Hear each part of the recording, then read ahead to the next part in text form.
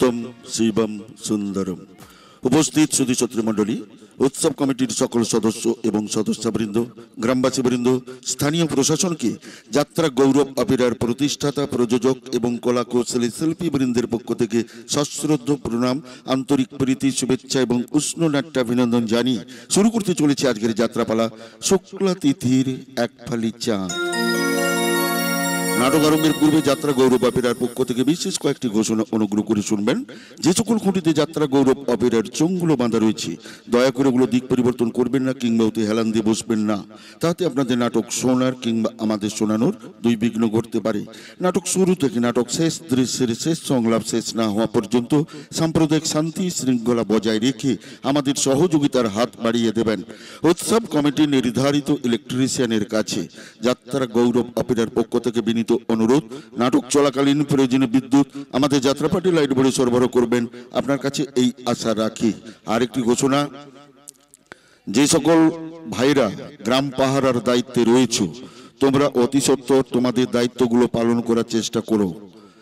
ঘোষণাটি আরেকবার বলছি, যে সকল ভাইরা গ্রাম পাহারার দায়িত্বে রয়েছে, অতি সত্বর তোমাদের দায়িত্বগুলো পালন করার চেষ্টা করো। আরেকটি বিশেষ ঘোষণা অনুগ্রহ করে শুনবেন, আমাদের আরো একটি সংস্থা ত্রিনয়নী অপেরা চলতি মরশুমের জনচিত্তজয়ী সামাজিক যাত্রাপালা সব সিঁদুরে সুখ মেলে না। ঘোষণাগুলো শেষ করলাম, ধন্যবাদ।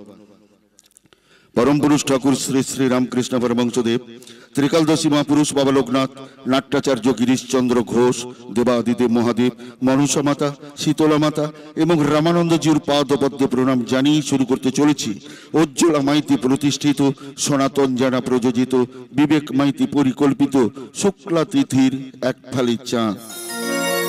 রচনা ভৈরবনাথ গঙ্গোপাধ্যায়, নির্দেশনা দেবাশিস মিশ্র, সুর অনিল মাইতি ও প্রচলিত, নৃত্যে মাস্টার জনি, আবহ ভগবান দাস ও তার সম্প্রদায়, ধ্বনি শুভম অডিও, নিয়ন্ত্রণে অজয় বাবু, আলো বিশ্বকর্মা ইলেকট্রিক, নিয়ন্ত্রণে অজয় কুমার, দল ম্যানেজার এবং জেনারেল ম্যানেজার মিস্টার ঝন্টু। এবার শুরু করতে চলেছি কিন্নর কণ্ঠী গায়িকা নায়িকা অর্পিতা চ্যাটার্জি, এ যুগের গায়ক নায়ক কুমার ইন্দ্রজিৎ, ব্লো হিট নায়িকা মিস লিপি, রোমান্টিক গায়ক নায়ক কুমার ইন্দ্রনীল, তৎসহ নাটক সহ নির্দেশনা এবং অভিনয়ে জনপ্রিয় খলনায়ক দীপক কুমার। এবার শুরু করতে চলেছি সনাতন জানা প্রযোজিত, বিবেক মাইতি পরিকল্পিত চলতি মরশুমের জনচিত্তজয়ী সামাজিক যাত্রাপালা শুক্লা তিথির এক ফালি চাঁদ। শুক্লা তিথির এক ফালি চাঁদ, শুক্লা তিথির এক ফালি চাঁদ। গঙ্গায় আমার মা,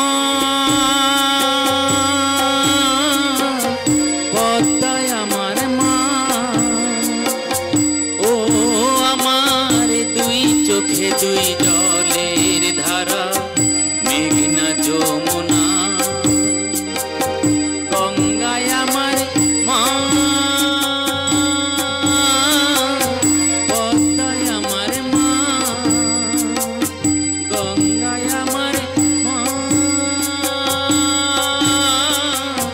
পদ্মায় আমার মা, গঙ্গায় আমার মা, পদ্মায় আমার মা। সিঁদুর সিঁদুর আর সিঁদুর, আমাকে আর আমার ভাই নিশ্চিতকে এই গঙ্গার ধারে দাঁড় করে রেখে আমার স্বামী লেখক সাহেব বাজারে গেছে সিঁদুর কিনতে। হ্যাঁ, কে যাচ্ছে সিঁদুর? জামাইবাবু শুধু সিঁদুর কিনতেই বাজারে জানি রে দিদি। জামাইবাবু বাজারে গেছেন দেশের বাড়ির জন্য কিছু প্রয়োজনীয় জিনিস কিনতে, আর আর তোর জন্য কিনতে গেছেন শাড়ি, শাঁখা, লোহা আর সিঁদুর। কি বললি? দেশের বাড়ি যেতে হবে বলে ওইসব ছাই পাশ আমাকে পড়তে হবে? ইম্পসিবল! সিঁদুর শাঁকানো আর শাড়ি পরি অজপাড়া গায়ে শাশুড়িকে দেখতে যাওয়ার জন্য আমার জন্ম হয়নি। কিন্তু মেয়ে হয়ে তো জন্মেছিস রে দিদি। So what? মেয়ে হয়ে জন্মেছি বলে কি মহাভারত অশুদ্ধ হয়ে গেছে নাকি? তাই বলে জামাইবাবু সম্মানের কথা ভাববি না। গায়ের লোকের কাছে, মায়ের কাছে জামাইবাবু মুখ দেখাবে কি করে? জামাইবাবু জামাইবাবু আর জামাইবাবু, তোকে কতবার বলেছি ওই জামাইবাবু শব্দটা উঠে গেছে। ভাস্করকে তুই ভাস্কর দা বলে ডাকবি, ওই জামাইবাবু শব্দটা আমি সহ্য করতে পারি না। কিন্তু তোদের সমাজে হারিয়ে যাওয়া, উঠে যাওয়া শব্দগুলোকে না আমার উচ্চারণ করতে বেশি ভালো লাগে রে দিদি। কি বললি? আমার ভাবতে ভালো লাগে মায়ের কথা। যে মা স্বর্গে গেছেন তার তৈলচিত্তে হাসি মাখা মুখ, সিঁদুর রাঙানো সিঁথি, মাথায় ঘোমটা, কপালে সিঁদুরের টিপ। সেই জন্যই বুঝি তুই সকাল সন্ধ্যে মায়ের ছবির নিচে ঠিপ ঠিপ করে প্রণাম করিস। এই দিদি, তোর যখন ছেলে হবে সেও তো তোকে প্রণাম করবে রে। কি বললি? ছেলে হবে আমার? মোটেই না। সে কি রে দিদি, শাড়ি শাঁখা লোহা সিঁদুর উঠিয়ে দেবার মতো তোরা এ যুগের আধুনিকা মেয়েরাও কি মা হওয়াটা উঠিয়ে দিবি? নিষেধ। কেন রে দিদি, ছেলেকে কোলে নিলে কি তোদের পোশাক আশাকের ভাঁজ নষ্ট হয়ে যাবে? অফকোর্স, তাছাড়া আরো অনেক ব্যাপার আছে, সেগুলো তুই বুঝবি না। আমি কিন্তু একটা কথা ভালো বুঝি রে দিদি। কি বুঝিস ইডিয়েট? সিঁদুর পরা বঙ্গ নারী, পরে শাখা ডুরিল শাড়ি, আলতা পরা পা দুখানি, কোলেতে সন্তান।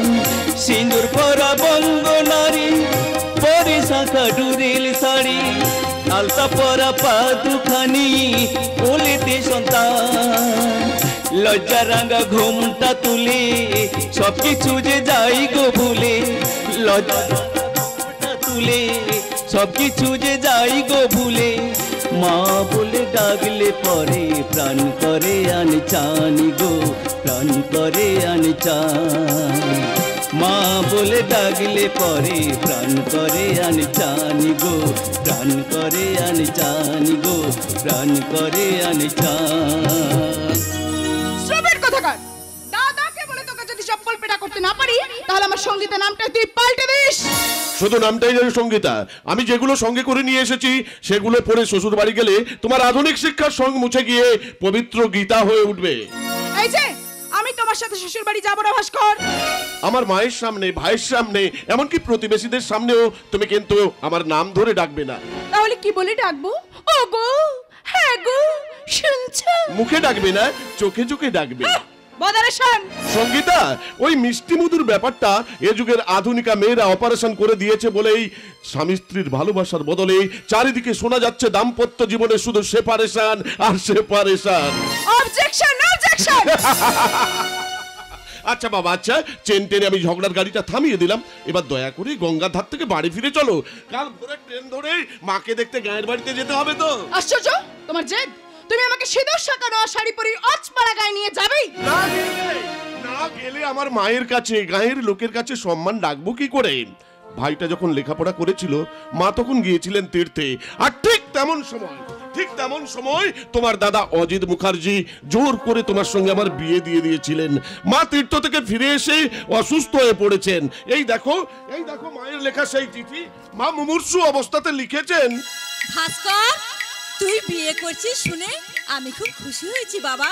বৌমাকে নিয়ে আমাকে একবার দেখে দে না বাবা, আমি যে মৃত্যু সজ্জায়, তাই বৌমাকে নিয়ে আমাকে একবার দেখে যা বাবা। না, এই চিঠিটার আমার কাছে কোনো গুরুত্ব নেই। আমার মায়ের হাতের লেখা কাকা চিঠিটা তুমি এভাবে মাটিতে ছুঁড়ে ফেলে দিলে কেন ফেলে দিলে? তুমি কি তোমার মায়ের গর্ভে জন্মাওনি?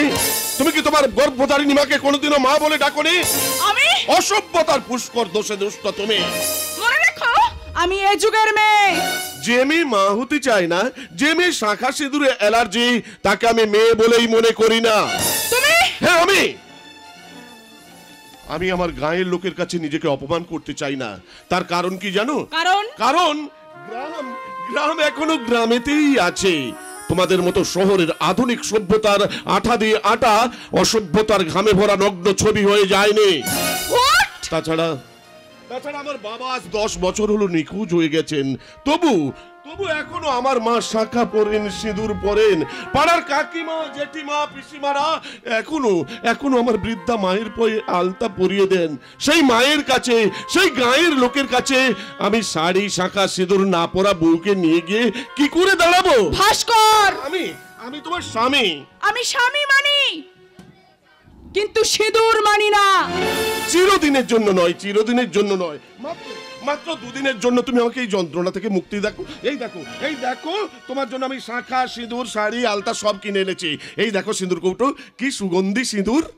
ইস, সিঁদুর কৌটোটা কি দারুণ দেখতে, কি দারুণ সেন্ট। এটা পড়লে আমি ফ্যান্ড হয়ে যাব, ফ্যান্ড। কি বললে? শোনো ভাস্কর, আজ তুমি আমার ব্যক্তিগত স্বাধীনতা হস্তক্ষেপ করেছো, নিষেধকে শিষ্য বাড়ি আমাকে অপমান করেছো। সেই অপমানের আমি প্রতিশোধ নিয়ে গেলাম। এই সিঁদুর সহ সিঁদুর কৌটো রাস্তায় ফেলে দে।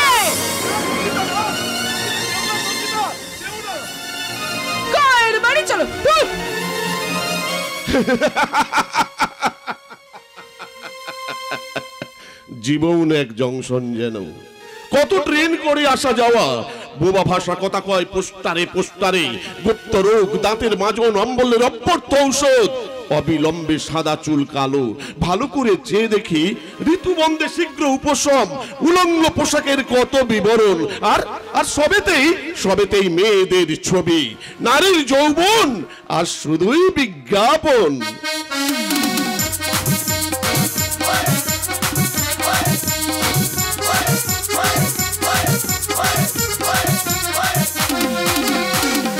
সারা যা ভদ্রলোকের বাচ্চা, এক কাচ্চা বুড়ো নেই, মুখে শুধু তুপড়িবাজি বলে কিনা আমি তোমাকেও যেমন ভালোবাসি আর ময়নাকেও তেমনি ভালোবাসি, একেবারে সমান সমান, যেন ওজন করা। আমি শালা তালে শোন, আমি চাই না, আমি চাই না, আমি চাই না, আমি চাই না রে তোর ওজন করা ভালোবাসা, আমি চাই না, আমি চাই না রে তোর ওজন করা ভালোবাসা, আমি চাই না, আমি চাই না রে তোর ওজন করা ভালোবাসা। ইতিহাস ইতিহাস হয়ে যাওয়া নটি বিনোদিনীর লেখা গান এই গঙ্গার ধারে কে গাইলো? ও ওই মেয়েটা। এই যে মেয়ে, এদিকে শোনো। শোনো বাবু, আমার ঘরে গেলে লাগবে 500 টাকা, আর বাইরে দুদিনের জন্য নিয়ে গেলে লাগবে 5000 টাকা। বাইরে নিয়ে গেলে? কি গো বাবু? আরে ও বাবু, তা বেজার হয়ে গেলে নাকি? তা বাবু আমার একটু বেশি দর, তো ভালো মাল কিনতে গেলে তো ভালো টাকা লাগবে বাবু।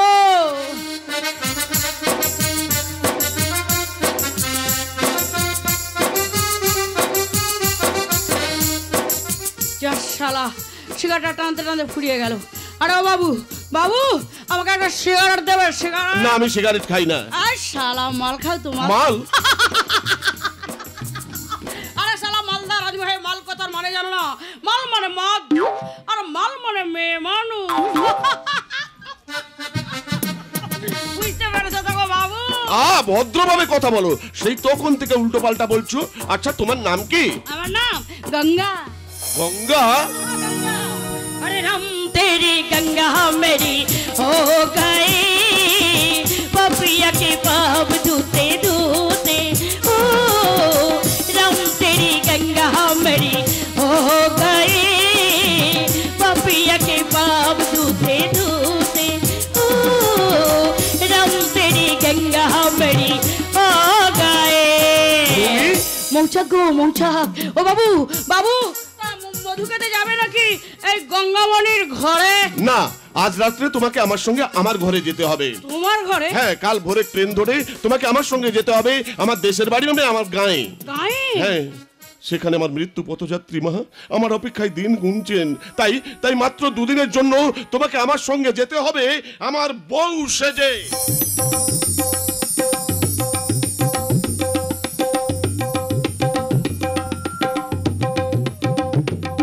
কি করলেন গো বাবু? একটা গণিকার স্মৃতিতে আপনি সিঁদুর পরিয়ে দিলেন। এছাড়া আমার অন্য কোনো উপায় ছিল না। আমার মায়ের প্রাণ, আমার গায়ের সম্মান, আর এই হতভাগ্য লেখক ভাস্কর ব্যানার্জির মান সম্মান বাঁচানোর জন্য আজ এই দুর্ঘটনা ঘটে গেল। আমি আজ থেকে তোমার নতুন নাম হবে সঙ্গীতা। হ্যাঁ, আমার মা মাত্র দুদিনের জন্য হবে তোমার শাশুড়ি, আমার ভাই অমর হবে তোমার দেওর। আর একটা কথা, তোমার দুই ভাই, বড় ভাই অজিত মুখার্জি, ছোট ভাই নিশীথ, আর তোমার বড় বৌদির নাম পার্বতী। ও বাবু, বাবু আমার শ্বশুর ঠাকুর নাই বুঝি? না, আমার বাবা আজ 10 বছর হলো নিখোঁজ হয়ে গেছেন। আপদ চুকে গেছে। গঙ্গা! বাবু তুমি কি বোকা গো? তুমি তো বললে আমার নাম সঙ্গীতা। সঙ্গীতা, সঙ্গীতা, সঙ্গীতা। তা বাবু আমি এখন বুঝতে পেরেছি, আমাকে অনেক গীতা পাঠ করতে হবে, অনেক খাটুনি। ওই 5000 টাকা হবে না গো বাবু, আরো বেশি টাকা লাগবে। দেবো এই দুদিনের জন্য তোমাকে আমি দেবো 10,000 টাকা। আবে শালা, আজ সকালে কার মুখ দেখে মুখ ধুয়েছিলাম মাইরি। না, ওই ভাষায় কথা বললে হবে না, তোমাকে ভদ্র ভাষায় কথা বলতে হবে, ভদ্রভাবে শাড়ি পরতে হবে, আমার গায়ের লোকেরা যেন কোনো মতেই বুঝতে না পারে তুমি আমার ভাড়া করা বউ। ঠিক কইছো গো বাবু, ঠিক কইছো। আমি তোমার ভাড়া করা বউ, আর তুমি আমার ধার করা ভাতা। আবার নোংরা কথা বলে। চলো বাসায় চলো, আজ রাত্রে তোমাকে অনেক কিছু শিখে ভোরের ট্রেন ধরে আমার মাকে দেখতে যেতে হবে। এখন থেকে তোমার নতুন পরিচয়, তুমি হতভাগ্য লেখক ভাস্কর ব্যানার্জির স্ত্রী, তোমার নাম সঙ্গীতা। আমি যে বদলে গেলাম, নতুন হলাম আজ থেকে। আমি যে বদলে গেলাম, নতুন হলাম আজ থেকে। মাথাতে ঘোমটা দিলাম, কপালে টিপ পরলাম। মাথাতে ঘোমটা দিলাম, কপালে টিপ পরলাম। এখন আমায় ছোট্ট কুকু বলো না বলবে কে, বলো না বলবে কে। আমি যে বদলে গেলাম, নতুন হলাম আজ থেকে। মাথাতে ঘোমটা দিলাম, কপালে টিপ পরলাম। মাথাতে ঘোমটা দিলাম, কপালে টিপ পরলাম। এখন আমায় ছোট্ট কুকু বলো না বলবে কে, বলো না বলবে কে। আমি যে বদলে গেলাম, নতুন হলাম আজ থেকে। নতুন হলাম আজ থেকে, নতুন হলাম আজ থেকে।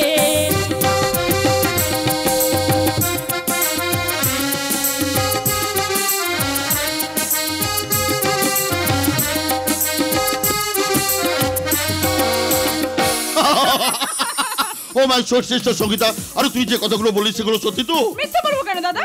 আমাকে নিষেধ কে গঙ্গার ধারে দাঁড় করে রেখে ভাস্কর গিয়েছিল বাজারে। বাজারে? হ্যাঁ, দেশের বাড়ি মাকে দেখতে যাবে, হ্যাঁ। তাই সিঁদুর শাখানো এইসব কিনছে। ওরে ওরে, তুই তো ভালো করে জানিস ছোটবেলা থেকে কেউ মানসিকতাতেই আমার অ্যালার্জি। তাই তো আমি শহরে বিখ্যাত ব্যবসায়ী অজিত মুখার্জি। যাকে তারপর তারপর তারপর হ্যাঁ বলে তারপর আমাকে বলে কিনা সঙ্গীতা দেশের বাড়ি মাকে দেখতে যাব, তাই তোমাকে এই সব পোশাক ছেড়ে সিঁদুর শাখা নোয়া পড়তে হবে। আরে বলিস কি রে সঙ্গীতা? কথাটা শুনেই আমার মাথায় একেবারে আগুন জ্বলে গেল। রাস্কেলটাকে রীতিমতো অপমান করে সিঁদুর কৌটো রাস্তায় ছুঁড়ে ফেলে দিয়ে Good. আমি তোমার কাছে চলে এলাম। আরে এই না হলো বিখ্যাত ব্যবসায়ী অজিত মুখার্জির সিস্টার। জানিস বোন, ওই মালটাকে একটু টাইট দেওয়া দরকার রে। যা বোন, যা ভেতরে যা, মুখ হাত ধুয়ে ভালো করে ফ্রেশ হয়ে নে। আরে ভাস্কর এলে কিন্তু বাকি কথাটা হবে না, এ বাড়িতে ফিরে আসার মতো মুখ আর তার নেই দাদা। কেন রে বোন? এর পরেও যদি আসে হ্যাঁ। জানবে ওর গায়ে মানুষের চামড়া নেই, একদম। আছে রাস্তার কুকুরের চামড়া। ভাস্কর বেচারা আধুনিক সাহিত্যিক হিসেবে মোটামুটি খারাপ ছিল না গো, কিন্তু পয়সার অভাবে ঠিক মতো জায়গা পাচ্ছিল না। ওই উপন্যাসের পাণ্ডুলিপিগুলো নিয়ে পাবলিশার্সের দুয়ারে দুয়ারে ফ্যা ফ্যা করে ঘুরে বেড়াচ্ছিল। ঠিক সেই সময় আমি ওকে টেক আপ করলাম। ওর উপন্যাস ছাপবো এই প্রতিশ্রুতি দিয়ে আমার উগ্র আধুনিকা বোন সঙ্গীতার সঙ্গে ওর বিয়ে দিলাম। ওর উপন্যাসও ছাপলাম, ব্যবসাও বাড়লো। আজকাল শুনছি ভাস্কর নাকি আদর্শ নিয়ে কাছকাছি করছিল। সারা আমার উগ্র আধুনিকা বোন সঙ্গীতা ওর আদর্শের ফোনাটাকে মুচড়ে দিল। সে তুমি যাই বলো, তোর বোন সঙ্গীতাকে লোট টপ করে ঠাকুর জামাইয়ের আমার সিঁদুর কৌটোটা রাস্তায় ছুঁড়ে ফেলে দিয়েছে। কি বলে পারবো যে? বলছি আজ সন্ধ্যাবেলায় ঠাকুর জামাইয়ের আমার সিঁদুর কৌটোটা রাস্তায় ছুঁড়ে ফেলে দে ঠাকুর জি মারাত্মক অন্যায় করেছে। ওই বিখ্যাত পাবলিশার অজিত মুখার্জির বোন হিসাবে যা করেছে ঠিক করেছে। নারীর চিরন্তন ধর্মকে হ্যাঁ। তোমরা কি তোমাদের অশ্লীল উপন্যাসের সূচিপত্র মনে করেছো? আর মতে। কেন কেন তোমার লোভ লালসাকে চরিতার্থ করতে সঙ্গীতা ঠাকুরের জীবনে করছো চরম ক্ষতি? হ্যাঁ হ্যাঁ, তুমি তুমি তুমি অতি মুনাফার লোভে একের পর এক অশ্লীল পত্রিকা প্রকাশ করে এদেশের লক্ষ লক্ষ ছেলে মেয়েদের সর্বনাশ করছো। তোমার বোন সঙ্গীতা সেই ব্যভিচারের শিকার। ওই পার্বতী হট জমিন বিকারগ্রস্ত যুব সমাজ, সেই সঙ্গে মেয়েরাও আজ সব শিক্ষা শিখেই তুলে দিয়ে শর্ট প্যান্ট পরা উলঙ্গ প্রায় বোম্বের ফিল্ম স্টার আমির খান আর দেহ সর্বস্ব শালিয়নির ছবি দেখে যৌবনের লিকারে চুমুক দিচ্ছে। পার্বতী, তুমি কিন্তু তোমার অধিকারের সীমাটা ছাড়িয়ে যাচ্ছ। তাতে কি এমন ক্ষতি দাদা? মহর্ষি ভিগুই তো একদিন অনন্ত শয্যায় শুয়ে থাকা বিষ্ণুর বুকে লাথি মেরে বিষ্ণুর ঘুম ভাঙিয়েছিলেন। আরে ভাই নিচি, তুইও কি আজকাল তোর বৌদির তোলে সংস্কৃত পড়ছিস? সংস্কৃত না পড়লেও আমি আমার মমতাময়ী বৌদির কাছে শিখেছি বঙ্গ সংস্কৃতির আসল শিক্ষা। কি বলি ভাই, মমতাময়ী? আরে ভাই, মমতাময়ীর কাছে যেমন শিক্ষাটা নিয়েছিস, তেমনি ছলনাময়ীর কাছে দীক্ষাটা নিয়ে নে। আরে তা না হলে কি করে গায়ের বাটে হাতে ওই শহরের ফুটপাতে ভিক্ষে করবি? ভিক্ষে বেকার হাসি আজ হাসছো ঠিকই, কিন্তু একটা কথা মনে রেখো, তোমার রঙিনী বন সঙ্গীতটাকে টপ করে ঠাকুর জামাইয়ের সাহিত্যের সরোবরে যে চালাকির জাল তুমি ফেলেছো, সেই জালে একটা মাছও উঠবে না। একটা চিংড়িও না, একটা পুঁঠিও না। ও পার্বতী, তোমার গানের করে তুমি আর কতবার নরমে বলতে পারো? স্বামী হলেও আজ তোমায় বলতে নেই ক্ষতি। যে বোনকে আস্কারা দিয়ে তুমি মাথায় তুলেছো, সেই বোনই তোমার অনেক স্বপ্ন দেখা মুখখানাকে পড়াবে পড়াবে পড়াবে। বৌদি কিন্তু ঠিক কথাই বলে। জ্বালিয়ে দিল রে নিচে, জ্বালিয়ে দিল। সেই সঙ্গে তোর বৌদি আমার বুকে প্রতিশোধের আগুনটা জ্বালিয়ে দিল। ছাড়বো না রে ভাই, ছাড়বো না। ওই সারা সুরের বাচ্চা ভাস্কর ব্যানার্জিকে আমি কিছুতেই ছাড়বো না। এই কেসটা কিন্তু অনেক দূর এগোবে, এই কথাটা তোকে আমি বলে রাখলাম। আমার মনে হচ্ছে দিদির ওই সিঁদুরের কৌটো ফেলে দেবার ঘটনাটাকে কেন্দ্র করে ঘরে ঘরে ছড়াবে একটা স্ক্যান্ডেল। আরে ভালোই তো হবে, ঘরে ঘরে ছড়াবে একটা স্ক্যান্ডেল। যতই স্ক্যান্ডেল ছড়াবে ততই সংহিতার স্যান্ডেলের রং বদলাবে। রং বদলানো স্যান্ডেল পায়ে সংহিতা ডিস্টেম্পারে দেওয়ালে ব্যাটারি লাগার সময় বদলানো ঘড়ির মতো টিকটিক টিকটিক করে চলতে শিখবে। ইংলিশ মিডিয়ামে পড়া আধুনিক সংহিতা ব্যাকডেটেড ভাস্করকে পিছনে ফেলে এগিয়ে যাবে সাগর রায়ের দিকে। সংগীতার জীবনে বাই ভাস্কর, ওয়েলকাম সাগর। সাগর সংগীতা, সংগীতা সাগর।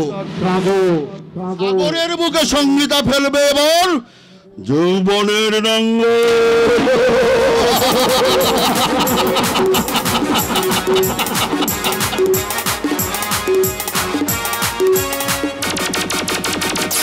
সারা রাত হুড়ুক হুড়ুক করে কাটালি, ভোর রাতে চাবি ঢুকাই তালা খুলে দিলি।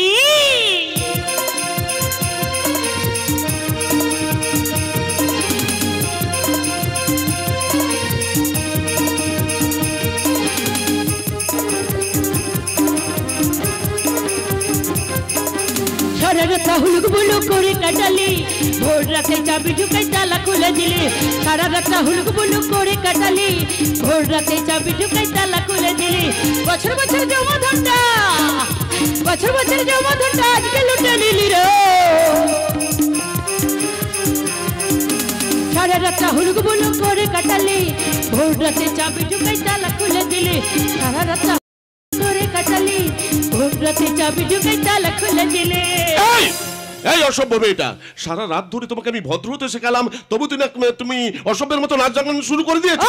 অসভ্য অসভ্য করো না তো, অসভ্য অসভ্য করো না। তুমি তো শালা লেখক, কত কি জানো। শালা এক রেতে যে স্বভাব পাল্টানো যায় না, সেটা কেন বোঝে না বাবু?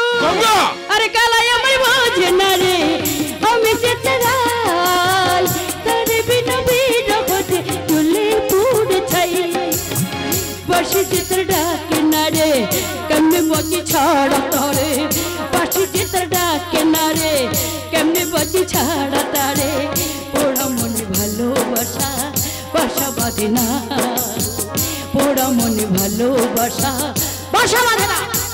তা তো ঠিক, কিন্তু তোমাকে তো আমার বউ সেজে আমার গায়ের বাড়িতে মাকে দেখতে যেতে হবে। দেখো বাবা, ওইসব বউ বউ অভ্যাস আমার নেই, বউ হওয়ার অভ্যাস আমার নেই। আমি শালা খারাপ মেয়ে, খারাপ পাড়ায় থাকি। বাবুরা দামি দামি মদ আনে, সেই মদ আমি খাই, আর বাবুরা আমাকে খায়। রেতের শেষে বিদায় দেওয়ার সময় আমার বাম হাতে বুঝেনি কার করে কাগজের নোট। গঙ্গা, মাত্র দুদিনের জন্য তুমি তোমার আগের জীবন ভুলে যাও। ভুলে যাও তুমি একজন গণিকা। আমার দেশের বাড়ি থেকে ফিরে এসে তুমি যেখানকার মেয়ে আবার সেখানে ফিরে যাবে, যা খুশি তাই করবে, আমি তোমাকে দেখতেও যাব না। ও বাবু, এতদিনের একটা খারাপ মেয়েকে এত সহজে ভালো হতে পারে? পারতেই হবে গঙ্গা, পারতেই হবে। ওই আয়নার সামনে একবার নিজেকে দাঁড়িয়ে দেখো, দেখো দেখো কেমন লাগছে তোমাকে। আবে শালা, আমি তো একেবারে অরিজিনাল বউ হয়ে গেছি। আরে বউয়েরা কি এরকম করে শাড়ি পরে? ঠিক করে শাড়ি পরো। আরে ও বাবু, বাবু তুমি তো আমাকে অনেক আগে দেখিয়ে দিয়েছিলে, আর একবার দেখিয়ে দাও না গো। আচ্ছা বাবু। এদিকে এসো। এইভাবে পায়ের পাতা পর্যন্ত শাড়ি ঢাকা দিয়ে পড়বে। ও বাবু, তুমি শালা একটা পাক্কা মাল। গঙ্গা! বাবু, আমার ভুল হয়ে গেছে, তুমি তো আমার স্বামী, তোমার বউকে ক্ষমা করে দাও। কি করে ক্ষমা করব? বউ কি তার মাথায় ঘোমটা দিয়েছে? এই রে, কখন যে আমার ঘোমটা পড়ে গেছে আমি বুঝতেই পারিনি। ও বাবু, বাবু আমার মাথায় ঘোমটা দিয়ে দাও না। আচ্ছা দিয়ে দিচ্ছি। কিন্তু কিন্তু এটা শেষবারের মতো। খুব সুন্দর দেখাচ্ছে বলো। হ্যাঁ, খুব সুন্দর লাগছে। এই আমি তোমার বউ, এই গায়ের লোকের বিশ্বাস জাগবে তো? হ্যাঁ তা তো ঠিক, হ্যাঁ কিন্তু তুই শালা সব কথাতে কিন্তু। শালা তুমি রাইটার না কচু? তার মানে? তোমার ঘরে যে সানন্দ পত্রিকাটা আছে তুমি দেখোনি? তার মানে তুমি লেখাপড়া জানো? ওই 10,000 টাকা বেতন দিয়ে আমার কুঞ্জি কুষ্টির ঠিকানা জেনে নেবে, সেটা কিন্তু হবে না গো বাবু, আরো বেশি টাকা লাগবে। হ্যাঁ লাগবেই তো, লাগবেই তো। ও বাবু, বাবু তা তোর মাকে গিয়ে পেন নাম করতে হবে নাকি? আরে পেন নাম নয়, পেন নাম নয়, ওটা হচ্ছে প্রণাম। প্রণাম, আচ্ছা ঠিক আছে ঠিক আছে। আমি আমারকে কি বলে রাখবো? আমার বাবু না ঠাকুরপো? ঠাকুরপো? দু শালা, শালা জুতো সেরাই থেকে চন্ডি। এই শোনো শোনো গঙ্গা, তুমি কিন্তু আমার দেশের বাড়িতে গিয়ে এইভাবে কোমর দুলিয়ে চলবে না। কেন গো বাবু, তুমি কি দেখোনি তোমার ভদ্র সমাজের গেরস্ত বাড়ি আধুনিকা বউরা কেমন আমাদের চেয়ে বেশি করে কোমর দুলিয়ে চলে? আমার লেখা তো সেই অবক্ষয়ের বিরুদ্ধে। আমি আজকের মানুষের বুকে বিদ্যাসাগর, রামমোহন, রবীন্দ্রনাথের লেখাকে ফিরিয়ে আনতে চাই। আমি এ যুগের মানুষের মন থেকে বন তুলে নিয়ে গিয়ে তাদের শোনাতে চাই তপবনের বেদধ্বনি। এ যুগের বেদুইন মানুষেরা থোকা থোকা আঙ্গুর ফুলকে খুন করে যাযাবর রাজনীতির ছত্র ছায়ায় আশ্রয় নিতে চায়। আমি তাদের ধরিয়ে দিতে চাই। আমি মানব সভ্যতার জঞ্জাল জ্বালিয়ে পুড়িয়ে ছাই করে দেব। যাক যাক ওসব কথা, এখন আমরা স্টেশনে যাই, চলো। ও মা, মাসি, বোনেরা, আমি আমার নকল শ্বশুর বাড়ি যাচ্ছি। আমাকে আসল বউ বলে মনে হচ্ছে। আরে ট্রেন ছেড়ে যাবে তো, তাড়াতাড়ি এসো। তুমি চুপ করছো, শালা ট্রেন ছেড়ে যাবে, তাড়াতাড়ি এসো। তাহলে আমার আসল কথা বলা হলো না। ও মা, মাসি, বোনেরা, আমি আমার শ্বশুর বাড়ি যাচ্ছি। শ্বশুর বাড়ি থেকে ফিরে এসে বলবো আমার শাশুড়ি মা কেমন আছেন, কেমন আছেন আমার আদরের ঠাকুরপো।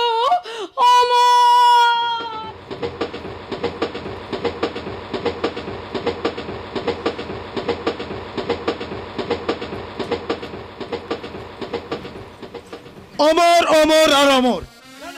আজ আমি কারুর কথা শুনবো না। আজ আমি পান্ডুয়ার সাথে ফুটবল ম্যাচ খেলতে যেতে পারবো না।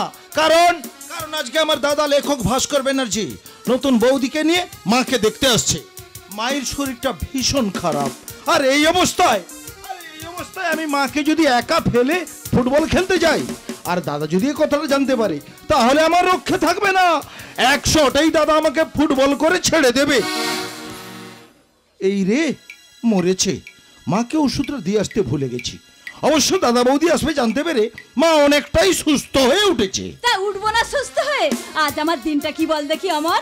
আজ ভাস্কর বৌমাকে নিয়ে প্রথম গায়ের বাড়িতে আসছে। হ্যাঁ মা, সেই আনন্দে তুমি যেন একেবারে ঘটি হারিয়ে ফেলো না মা। মনে রেখো, হার্টের অসুখ তোমার। সে জ্ঞান আমার আছে রে অমর।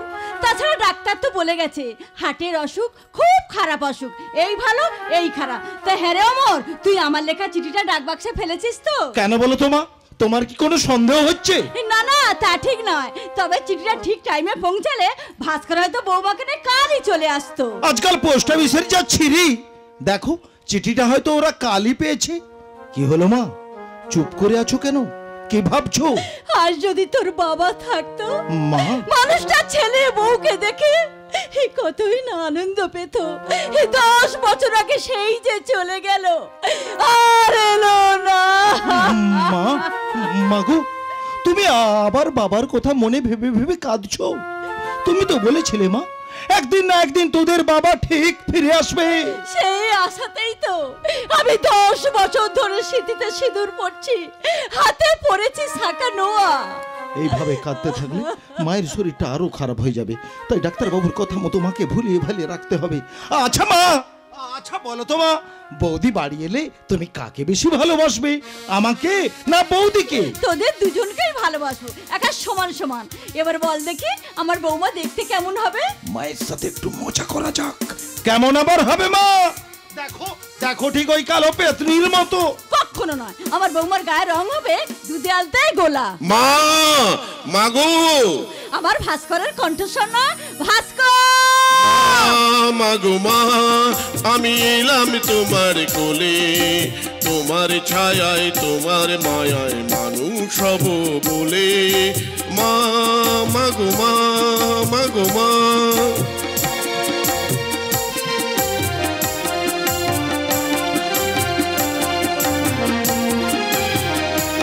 তোমার রক্ত কোনায় ঠাই দিও মা, ধন্য হলাম আমি। চোখ মেলতেই তোমার দু চোখ দেখতে পেলাম আমি। ধন্য হলাম আমি, ধন্য হলাম আমি, ধন্য হলাম আমি। হ্যাঁ মা, আমি তোমার ভাস্কর। গতকাল তোমার চিঠি পেয়ে ভোরে ট্রেন ধরেই আমি বাড়ি ফিরে এসেছি। এবার তুমি বলো মা, তুমি কেমন আছো? এখন একটু ভালো আছি বাবা। আমি কিন্তু ভালো নেই দাদা। কেন রে, কেন রে পাগল, তোর আবার কি হলো? তুমি এলে, বৌদিকে নিয়ে এলে না কেন? ইয়ে মানে তোর বৌদি? ভাস্কর, এই বড় লোকের মেয়ে বলে এই বৌমা এলো না বুঝি? পাড়া গায়ে পড়ে থাকা তার এই গরিব শাশুড়িকে দেখতে ইচ্ছে করলো না? ও মা, তুমি অমন করছো কেন? তোমার বৌমা এসেছে। বৌদি এসেছে? হ্যাঁ এসেছে। এইছি গো, আমি এইছি। বাবারে বাবা, কি রাস্তার ছিড়ি। এই সঙ্গীতা, আমার মা, প্রণাম করো। মা, মা মানে আপনি মানে মানে মানে ভালো আছেন তো মা? ভালো আছি বৌমা, ভালো আছি। এসো এসো আমার মা লক্ষ্মী, এসো। আরে শালা, আমি লক্ষ্মী নই, লক্ষ্মী নই, আমি গঙ্গা। এই সর্বনাশ! আরে গঙ্গা তো তোমার ডাক নাম, ভালো নামটা বলো না। ও মা, মাগো, আমার ভুল হয়ে গেছে। আপনি আমাকে ক্ষমা করে দিন মা। আমার নাম সঙ্গীতা। সঙ্গীতা, এই সঙ্গীতা, আমার ভাই অমর মানে তোমার দেওর। আরে আমার মিষ্টি ঠাকুরপো। বৌদি, আমার চেয়ে তুমি অনেক বেশি মিষ্টি গো বৌদি। এই মরেছে, এই মরেছে। এই শালা আমাকে পেন্নাম করছো কেন? আমাকে পেন্নাম করছো কেন? আমি ভালো মেয়ে নয়, ভালো মেয়ে নয়, আমি খারাপ খারাপ মেয়ে। খারাপ মেয়ে? মানে মা, অমর মানে বড় লোকের মেয়ে তো, মানে মাথার একটু গন্ডগোল আছে, মানে মাথাটা খারাপ। হ্যাঁ হ্যাঁ মা, মা একটু একটু মাথা খারাপ মা। তো ঘটনাটা নয় মা, একটু একটু মাথা খারাপ মেয়ে। পাগলি মেয়ে কোথাকার। সেই জন্য বুঝি কলা বইয়ের মতো ঘোমটা দিয়ে বসে পড়লে বৌদি? তুই থাম তো, আমি এখন বৌমার মুখ দেখবো।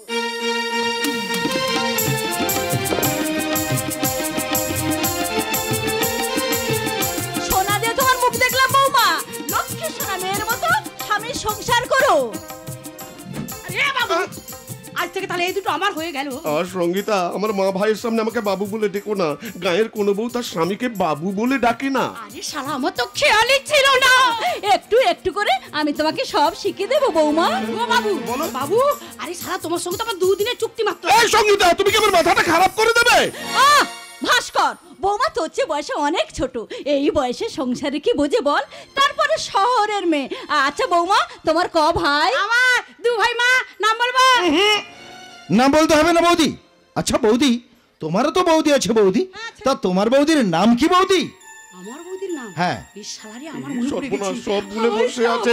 মানে মা, অমর, আমি বাড়ি ফেরার সময় রাস্তায় শুনলাম এবছর নাকি বারোয়ারি তলায় হর পার্বতী যাত্রা বলা হবে। হর পার্বতী? শালা মনে পড়ে গেছে, মনে পড়ে গেছে, মনে মনে পড়ে গেছে। ও মা, মা গো, আমার বৌদির নাম পার্বতী। তুমি তো আমার পার্বতী মা, তুমি আর ভাস্কর আমার গরিব সংসারে হর পার্বতী। ভাস্কর, মা? আমার কাছে একটু আয় তো বাবা। কেন মা?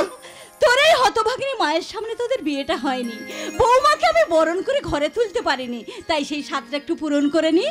ভাস্কর, তোর ডান হাতটা দে তো বাবা। কিন্তু মা, কোনো কিন্তু নয় দাদা, মায়ের কথার অবাধ্য হতে নেই। দাও তোমার ডান হাতটা তাড়াতাড়ি বাড়িয়ে দাও। ঠিক আছে, দেখছে। ও বৌমা, তোমার হাতটা দাও তো মা।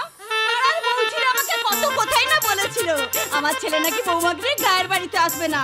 এই যে তোমরাই তো বলেছিলে আমার ছেলে বৌমাকে নিয়ে গায়ের বাড়িতে আসেন না। আর আমাকে দেখে হিংসা করো না বাবা। বাপু তোমরা শাক বাজাও উলু দাও আমি আমার হর পার্বতী কেটে আমার সংসার মন্দিরে চললাম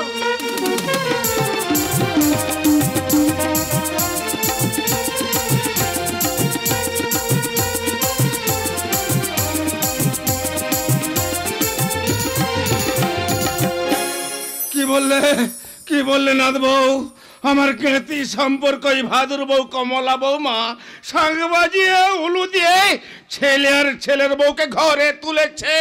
শুধু ঘরে তুলে নে দাদু বুড়িটা দুদিনের মধ্যে সুস্থ হয়ে দুই ছেলে আর ছেলে বৌমাকে নিয়ে কলকাতার ঘরে চলে এসেছে। একেই বলে কপাল নাথ বউ একেই বলে কপাল হিংসেই আমার গাটা জ্বলে যাচ্ছে। তোমার চলছে আমার চলছে না। চললে আর কি করবি বল দিল তো মুখে চুনকালি মাখি একেবারে গুষ্টিকে তুলে নিয়ে কলকাতায় চলে এলো। তা কেন নিয়ে আসবে না দাদু সে কি তোমার নাতির মতো অপদার্থ? শোন নাথ বউ শোন। কি বলবে তাড়াতাড়ি বলো। কথাটা শোনার পর থেকে আমার মাথায় আগুন জ্বলছে আগুন। আরে জ্বলবেই তো ওই যে কথায় আছে না দেখবি আর জ্বলবি নুচির মতো ফুলবি। দাদু এখন নুচির মতো ফুলা ছাড়া আর আমাদের কিছু করার আছে? দাদু অভাবের জ্বালায় ভাস্করের বাপটা 10 বছর আগে নিরুদ্দেশ হয়ে গেছে। মা মাগিটার কষ্টের শেষ ছিল না। আর ভাস্কর ছোড়াটা লম্ফ জেলে সারা রাত বই নিকত। অথচ ভাগ্য দেখো রাতারাতি আঙুল ফুলে কলা গাছ। অথচ আমার নাতি ঠাকুর তোমার কি চোখ নেই প্রভু তুমি দেখতে পাও না? থাক থাক খুব হয়েছে। নিবু নিবু প্রদীপের চলতে উসকে আর কোনো লাভ নেই। লাভের কথা বাদ দিয়ে এখন বলতো না বউ ওই ভাস্করের ব্যাপারটা তুই কার মুখে শুনলি? ওদের পাড়ার লোকের মুখে। ঠাকুর এবার তুমি আমায় তুলে নাও এও আমায় শুনতে হলো। বুড়োটা এই জ্বালায় মরছে। ও দাদু দাদু তুমি বই লিখতে পারো না? বই নিকা কি তো সহজে নাথ বউ বই লিখতে গেলে লাগে এত এত কাগজ আর এত এত পেন আর একটা বড় বালতির এক বালতি কালি। আমার কেউ তো পয়সা আছে রে নাথ বউ। ও দাদু দাদু কালি তুমি বড় ঠাকুরের বাড়ি যাও। হ্যাঁ তুই ঠিক কথাই বলেছিস। আমি কালই যাব ভাস্করের বাড়ি সেখানে গিয়ে দেখে আসবো ভাস্কর কেমন করে বই লিখে। তারপর বাড়িতে এসেই আমি লিখতে বসবো। দুদিনের মধ্যেই আমি হয়ে যাব মস্ত বড় লেখক। ঠাকুর ঠাকুর তুমি দেখতে পাচ্ছ না কি কষ্টে আমাদের দিনগুলো কাটছে। এবার একটু সুখের মুখ দেখাও ঠাকুর এবার একটু সুখের মুখ দেখাও। যাক বাবা বুড়োটা বিদেয় হয়েছে। এবার আমি আমার মনের কথাই বলি। আমিও তো ভালোবেসে বিয়ে করেছিলাম অথচ আমার স্বামী আমাকে কোথাও বেড়াতেই নিয়ে যায়নি। আশা এই যে আশা তুমি এখানে চলো আজকে আমরা দুজনে মিলে কোথাও একটা বেরিয়ে আসি। তুমি সত্যি বলছো? আরে বাবা তোমার বিশ্বাস হচ্ছে না? এই দেখো আমি তোমার জন্য মজফরপুর থেকে লিচু কিনে এনেছি। তুমি খাবে না লক্ষ্মীটি? না আমি খাবো না। চল বাবা। আরে বাবা আমি তোমার জন্য এত আশা করে লিচু কিনে আনলাম আর তুমি বলছো খাবে না? খাবো না খাবো না খাবো না। ঠিক আছে তুমি যখন আমার আনা কোনো কিছু খাবে না তখন আমিও তোমার সাথে কথা বলবো না। এই আমি চললাম। অমনি বাবু রাগ হয়ে গেল। ঠিক আছে বাবা ঠিক আছে এরপর থেকে তুমি যা দেবে আমি তাই খাবো। আচ্ছা আশা তুমি কি পেলে খুশি হবে বলতে পারো? বলবো। বলো। কিনে দে রেশমি চুড়ি নইলে যাব বাপের বাড়ি দিবি বলে কালকাটারি জানি তোর জারি চুড়ি। কিনে দে রেশমি চুড়ি নইলে যাব বাপের বাড়ি দিবি বলে কালকাটারি জানি তোর জারি চুড়ি। গতকাল বলেছিলি মেলাতে নিয়ে যাবি শাড়ি না দিয়ে আমায় খাওয়ালি ছোলা মুড়ি।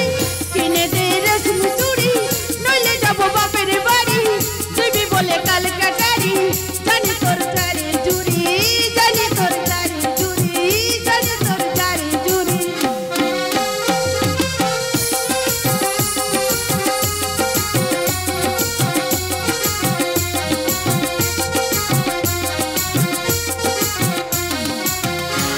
কি বলে ডাপি মুখার্জি সাহেবের আদেশ সেইভাবে অগ্রাহ্য করলো। তোমার কথা শুনেও সে দাদার সাথে দেখা করতে এলো না।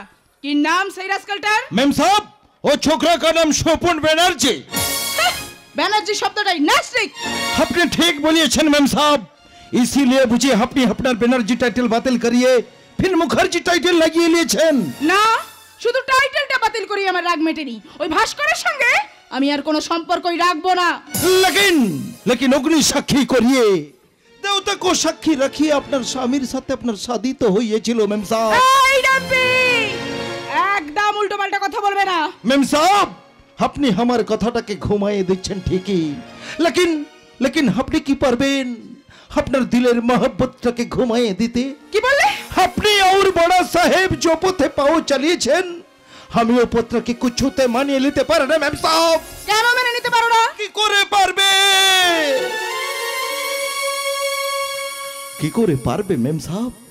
আমারও তো দিলের ভেতর একটা মহব্বত আছে, প্যার তো আছে। প্যার মোহব্বত তোমার? এসব কি বলছো ডাম্পিডেন? हाँ मैम साहब, देश में हमारा एक बीबी भी अच्छे, 10 बरस का बच्चा भी अच्छे। सच्चा जनना हमारा बीबी हर रोज हमारे मंगल के लिए मंग में सिंदूर भी पोरे। हमारा बीबी छेले के को ले लिए हमें कत्था सुना। अरे हमें कलकत्ता सुए सुए हर रोज सी छवि देखी मैम साहब। इखन से हमारा देश बहुत दूर मैम साहब, लेकिन इखन से हमें देखते पाए मैम साहब, हमारा बीबी का मांग में जल जल कर सिंदूर, बहुत बहुत पवित्र सिंदूर। সিঁদুর সিঁদুর আর সিঁদুর, নারী জীবনের দুর্লভ বস্তু হচ্ছে ওই একমাত্র সিঁদুর। না, আমি মানি না। সিঁদুর পরে এই বয়সে মা হয়ে আমি আমার যৌবনের গ্ল্যামারটা লস করতে চাই না। আমি নিজেকে যৌবনের বন্যায় ভাসিয়ে দিয়ে ঠিক এইভাবে বলতে চাই,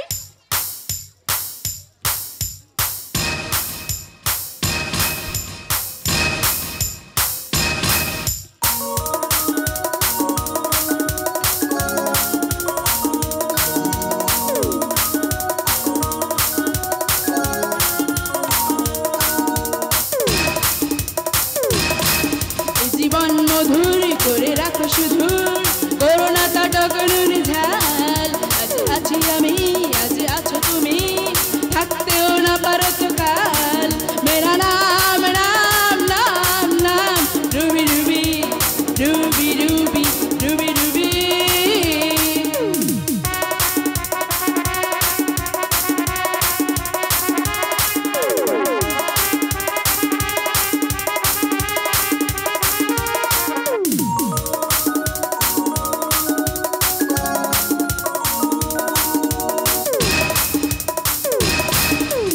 এসো বেলা বেলি সব খেলা খেলি, কিছু যেন বাকি থাকে না।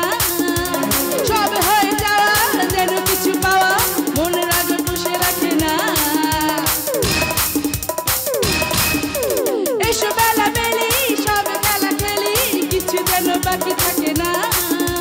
সব হয়ে যাওয়া যেন কিছু পাওয়া, মনে রাগ পুষে রাখে না।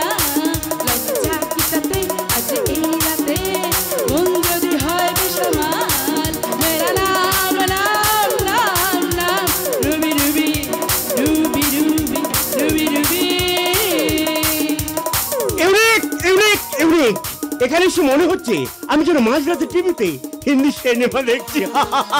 ইস, আপনার হাসির কি গভীরতা! হবেই তো, আমি যে সাগর। শুধু সাগর না মহাসাগর, প্যাসিফিক নাকি আটলান্টিক? যদি বলি আটলান্টিক। ও বাবা, সেখানে তো সবসময় ঝড়, আই মিন সাইক্লোন ও তাল তরঙ্গের মাতামাতি। মনের মতো সাথী পেলে আমি প্রশান্ত মহাসাগরও হয়ে যেতে পারি। Very good. ভাস্করের চেয়ে আধুনিক সাহিত্যে আপনার অনেক বেশি জ্ঞান। ইস, আমি স্বপ্ন দেখলাম মিসেস ব্যানার্জি। No, never. ওই মিসেস শব্দটা কেটে দিয়ে আমি মিস হয়ে গেছি, মিস। ইস, আমি যেন শুনতে পেলাম একটা বুলবুলির সিস। তুমি কি ভর্তি করে দিতে পারবে সাগর তোমার আধুনিক সাহিত্য দিয়ে এ যুগের ছেলে মেয়েদের কামনা কালচারের ডিশ? তবে তুমি শুনে রাখো মিস ব্যানার্জি, আধুনিকতার ফিস ফ্রাই আর শর্টকাট পোশাকের বেস্ট কাটলেট কিসমিসের মতো এই যুব সমাজের মধ্যে ছড়িয়ে দিতে হবে। এটাই মিস্টার মুখার্জি বলেছিলেন। আমি জানি, আমি জানি সাগর, আর সেই জন্যই তো তোমাকে আমি তুমি বলে সম্বোধন করলাম। সঙ্গীতা তোলো মুখ তোলো সব দিদা বলো, একসাথে মেলো দু আঁখি, আছে যেটা মনে আছে যেটা প্রাণে, এক ঢিলে মারো দু আঁখি। তোলো মুখ তোলো সব দিদা বলো, একসাথে মেলো দু আঁখি, আছে যেটা মনে আছে যেটা প্রাণে, এক ঢিলে মারো দু পাখি। চলে এসো কাছে, ইচ্ছে যা আছে তারে তা দিয়ে যাও না, মেরা নাম নাম নাম নাম Ruby Ruby Ruby Ruby Ruby Ruby. বাহ বাহ বাহ, আমি ঠিক সময় এসে পড়েছি। আর 1 সেকেন্ড দেরি না করে আমি আমার শিক্ষার দাঁড়িপাল্লা দিয়ে তোদের নোংরামিটা মাপবো। নোংরামি কোথায় দেখলেন নিশ্চিত বাবু? এটা তো আধুনিক সাহিত্যের সেক্স। সাহিত্যিক তারাশঙ্কর কিংবা বিভূতিভূষণ অথবা মানিক বন্দ্যোপাধ্যায় বেঁচে থাকলে আপনাদের ওই চরিত্র ভাঙার চরিত্রহীন সাহিত্যের সর্বাঙ্গে মালিশ করার জন্য বাজার থেকে কিনে আনতেন 1 file Iodex.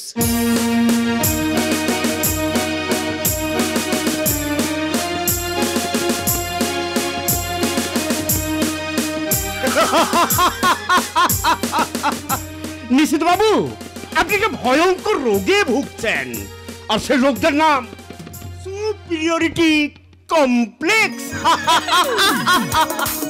Bye good morning mister Mukherjee, আপনি কি কমপ্লিট করবেন না আপনার পরবর্তী sentence? Shut up nonsense. I am sure তোর মাথাটা খারাপ হয়ে গেছে, নাহলে তুই আমাকে মিস্টার মুখার্জি বলে সম্বোধন করলি কি করে? ঠিকই তো করেছি। তোর কাজ কর্ম পোশাক আশাক দেখে তো পুরুষ বলেই মনে হচ্ছে, তবে পুরোটা নয়, আধখানা। হোয়াট? এক কাজ কর দিদি, ওই পপ মার্কেটের টপ ড্যান্সার স্বর্গীয় মাইকেল জ্যাকসনের মতো হরমোন চেঞ্জ করে 6 মাস মেয়ে আর 6 মাস পুরুষ হয়ে থাকার চেষ্টা কর। তুই একটা কাপুরুষ। আর তুই কি জানিস, আমার দাদা ওই মিস্টার মুখার্জি খাম খেয়ালির জুতো পরিষ্কার করার সুন্দর পুরুষ। তবে কি আমি তোর গুরুদেব ওই ব্যাগনেটের সাহিত্য বনার ভাস্করের হাতে কুরুষ হয়ে থাকবো? কুরুষ? দিদি, এই দিদি, কেন তুই ভুল পথে চলছিস? জামাইবাবুর উপর কেন মিথ্যে অভিমান করছিস? তুই জামাইবাবুর কাছে ফিরে চল, আমি তোকে সঙ্গে করে নিয়ে যাবো। জামাইবাবুর সব অপমান আমি মাথা পেতে নেব। শুধু ঠাকুরপো তোমার সঙ্গে যাবে না, আমিও তোমার সঙ্গে যাব। বৌদি, বৌদি তুমিও যাবে? কেন যাব না ভাই? শকুন্তলার প্রতিগৃহে যাত্রার সময় নারী ঋষি গৌতমী যেমন শকুন্তলার সঙ্গে গিয়েছিলেন দুষ্মন্তের রাজপ্রাসাদে,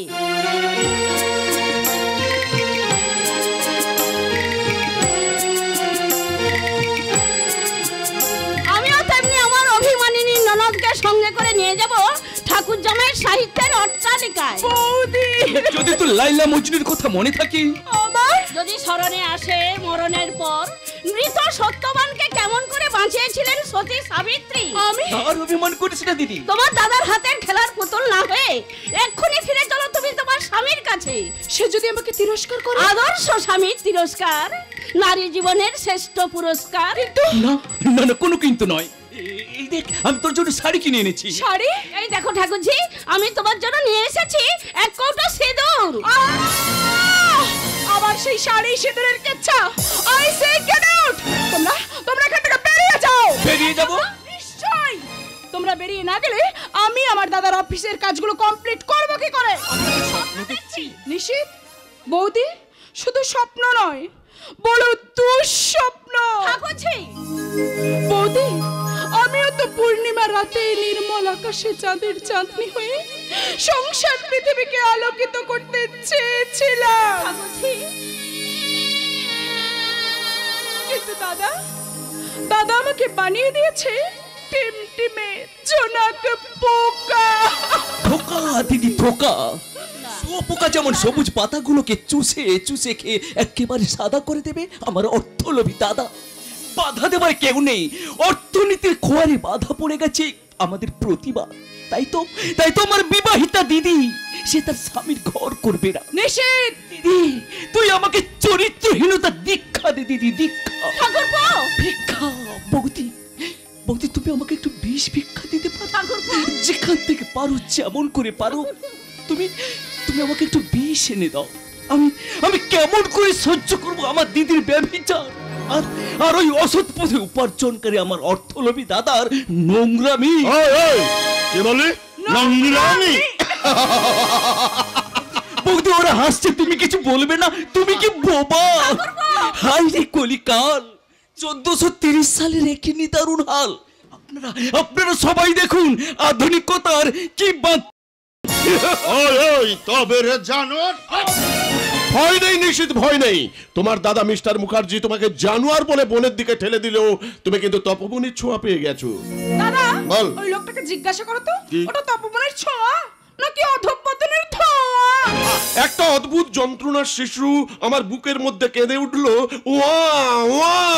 ভাই তুমি কোথা থেকে এসেছো ভাই? পন্ডিচেরি না গোয়া? আমার সাহিত্য চাষের সব ধানই হয়ে গেছে রোয়া। ইস, দেখে মনে হচ্ছে তুলসী পাতা, একেবারে ধোঁয়া। আমার মনের আলমারিতে এখনো তোলা আছে শাঁখা, সিঁদুর আর নোয়া। দাদা বল। ওই অসভ্য লোকটাকে বলে দাও তো আমি কোনোদিন হতে চাই না কমলা লেবুর কোয়া। হ্যাঁ, আমি হতে পারতাম এই মুহূর্তে ভীষণ বেপরোয়া, যদি হাতে পেতাম মাল এক পোয়া। শিক্ষা ছেলের হাতের মোয়া। শুধু তাই নয় বৌদি, মানুষের সুনীতি আজ দুর্নীতির বিছানায় শোয়া। ওই হাসি বন্ধ করে আমার কথার উত্তর দাও। তোমাকে এই মুহূর্তে আমার বোনকে এখান থেকে নিয়ে যেতে এসেছো? যে আমার আদর্শের সঙ্গে কোনোদিনও জড়াতে পারেনি তাকে ফেরাবার কোনো প্রশ্নই ওঠে না। বাবা বাবা বাবা, তোমার মুখ দেখে মনে হচ্ছে অনেকদিনই তোমার খাওয়ারই জোটে না। প্রকৃতির আবহাওয়া বিষাক্ত হয়ে গেলেও অনিবার্য কারণে বাতাসটুকু নিয়ে ফুলগুলো কি ফোটে না? ও দাদা বল। আজকাল বোধহয় পূর্ব দিকে সূর্য ওঠে না। ও বৌদি, কাদের যেন বুক ফাটে তবু মুখ ফোটে না। ওই একটা সামান্য গাইয়া লেখক হয়ে আমার দ্বারা প্রতিষ্ঠিত হয়ে আজ আমারই বাড়িতে দাঁড়িয়ে আমার বোনকে অপমান করছে। Get out. এই মুহূর্তে এখান থেকে বেরিয়ে যা। কিন্তু এমনি এমনি যাই কি করে বলুন তো? ভাই রে, আমার বোন আর তোমার সঙ্গে কোনো দিনই যাবে না। আমি আপনার বোনের মতো একটা পাথরের ঢিপিকে নিয়ে যেতে আসেনি। আমি এসেছি আপনার কাছে জমা রেখে যাওয়া আমার লেখা পাণ্ডুলিপিটা নিয়ে যেতে। আরে ভাই, তোমার সেই পাণ্ডুলিপি আমি কুচি কুচি করে কেটে ওগুলো নর্দমায় ফেলে দেব। নর্দমাক্ত জীবনের জীবন্ত প্রতীক। এত সাহস আপনি পেলেন কি করে? আপনি কি জানেন একমাত্র লেখকরাই পারে তাদের কলম তরবারির সাহায্যে আপনাদের মতো দেশদ্রোহীদের দুঃস্বপ্ন ছিন্ন ভিন্ন করে দিতে? আরে আমি অজিত মুখার্জি, আমার টাকায় নাচবে নারী, এটাই হবে আমার মর্জি। তোর মতো রাস্তার খেপা কুকুরকে সাহায্য করতে আমার কাছে রয়েছে জলাতঙ্ক রোগের মুগু। যারে ভাই, তোর পাণ্ডুলিপির বদলে আমার পায়ের জুতোটা মুখে করে নিয়ে দেশের বাড়ি ফিরে যা। দাদা, পচা কাদা খেতে কোনো লাভ নেই ভাই, কোনো লাভ নেই। ঠাকুর জামাই, আপনি আমাকে একটু সময় দিন বৌদি। আমি যাওয়ার আগে মিস্টার মুখার্জিকে একটা কথা বলে যেতে চাই। কি কথা? আপনার কাছে আমার দুটো জিনিস জমা ছিল, একটা আমার লেখা বই আর একটা আমার বিয়ে করা বউ। এই দুটো জিনিস আপনি আপনার লোভের ব্যাংকে রেখে সুদের পর সুদ খাটান, কিন্তু যাওয়ার সময় এই গেঁয়ো লেখক আপনাকে একটা কথা বলে যেতে চায়। বলুন, কি কথা? আপনি দয়া করে একটু এগিয়ে আসুন। আমি আপনার পায়ের জুতোটা আপনার মুখে মেরে দেখি আপনার মুখটা কেমন মানা।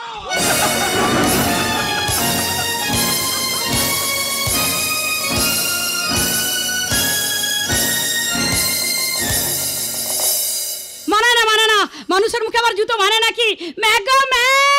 লেখক বাবুর লেখার কি ছিরি।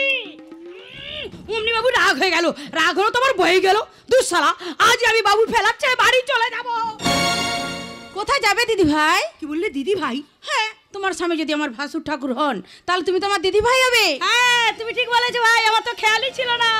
কি করে খেয়াল থাকবে বৌদি, তোমার যে মাথার গন্ডগোল। হ্যাঁ, তুমি ঠিক বলেছো ঠাকুরপো, তবে একটু একটু নয় দিদি ভাই, অনেকটাই। তা বৌদি, দাদার মুখে শুনলাম তোমার নাকি ছোটবেলায় টাইফয়েড হয়েছিল। হ্যাঁ হ্যাঁ, হয়েছিল তো, হয়েছিল। সে কি কাণ্ড বাবারি বাবা, জমি মানুষে টানাটানি। ওরে বাপরে, একদিকে জম টানছে, একদিকে মানুষ টানছে, একদিকে মানুষ টানছে, আরদিকে জম টানছে।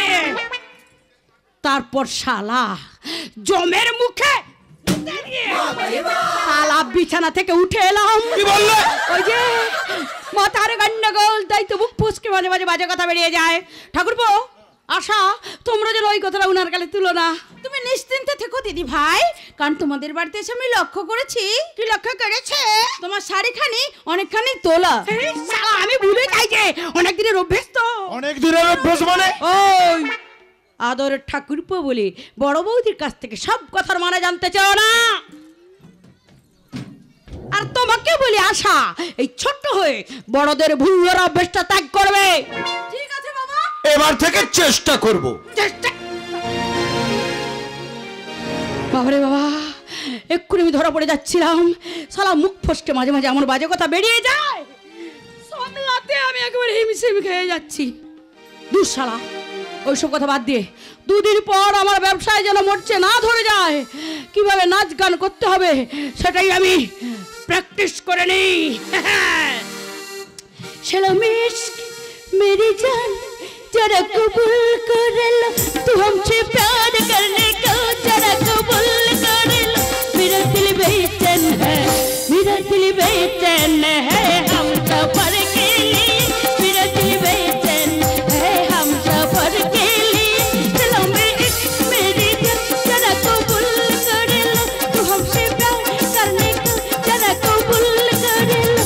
मेरा दिल बेचैन है, मेरा दिल बेचैन है हम सफर के लिए। बौमा বলাই ভর সন্ধ্যাবেলা কি নাচ গান করছো তুমি? ও মা, মা গো, আমি কেলারসি গাইছি মা, কেলারসি। কি? मेरा दिल बेचैन है हम सफर के लिए, मेरा दिल बेचैन है हम सफर के लिए। কেলারসি গাইছি মা, কেলারসি গাইছি। আপনি তো পুরো দিনের মানুষ, আপনি সব বুঝবেন না, আর সব বোঝেন আপনার বড় ছেলে। তবে যাই বলো বৌমা, এরকম ভর সন্ধ্যাবেলা কোনো বউকে নাচ গান করতে দেখিনি। যা করেছো করেছো, আর করো না। ঘরে দুয়ারে সন্ধ্যা দেখিয়েছো? হ্যাঁ দেখেছি মা, একটু আগে। ভাস্কর কোথায় গেছে বৌমা? ভাস্কর কি জানি বাবু কোথায় গেছে আমাকে বলে জাননি। বৌমা, তুমি কি আমার কোনো কথাই শুনবে না? তোমাকে না কতবার বলেছি ভাস্করকে তুমি বাবু বলবে না। ও মা, মা গো, আমার ভুল হয়ে গেছে, আপনাকে ক্ষমা করে দিন মা, আপনাকে ক্ষমা করে দিন। আপনার ছেলে কোথায় গেছেন আমাকে বলে জাননি। ওই এক খামখেয়ালি ছেলে আমার, কখন যে কোথায় থাকে। কাল থেকে ভাস্করের মনটা যেন কেমন গম্ভীর হয়ে আছে। আচ্ছা বৌমা, ভাস্কর কি তোমার সঙ্গে ঝগড়া করেছে? না না, উনি আমার সঙ্গে কোনোদিন ঝগড়া করেননি। তুমিও স্বামীর সঙ্গে কোনোদিন ঝগড়া করো না মা। একদম না। স্বামীর সঙ্গে ঝগড়া করলে সংসার সুখের হয় না। এই যে কোথায় আছে না, সংসার সুখী হয় রমণীর গুণে। দূর বাবা, কদিনের আবার সংসার, দুদিন পর তো আমি ভোকাট্টা হয়ে যাব। ও বৌমা, কোথায় যাবে তুমি? কোথায় যাবে? মানে বলছিলাম কি, অনেকদিন হলো আমার বাবার বাড়ি যাওয়া হয়নি তো, আর বিয়ে তো হয়েছে মাত্র 12 দিন। এর মধ্যে সংসারের মর্ম কি বুঝবো বলুন? আমার পোড়া কপাল, তোমার 12 দিন হলো কি বিয়ে হয়েছে গো বৌমা? ও বৌমা, মা, আমার ভুলে গেছে মা, আপনি আমাকে ক্ষমা করে দিন মা। মাস বলতে গিয়ে আমি দিন বলে ফেলেছি। ও মা, মা আপনি মন্দিরে গিয়েছিলেন বুঝি? হ্যাঁ বাছা, তোমার ভাবগতি দেখে আমার ভালো লাগলো না, তাই মা কালীর কাছে তোমার নামে মানত করে এলাম, যাতে তোমার মাথাটা একটু ঠিক থাকে।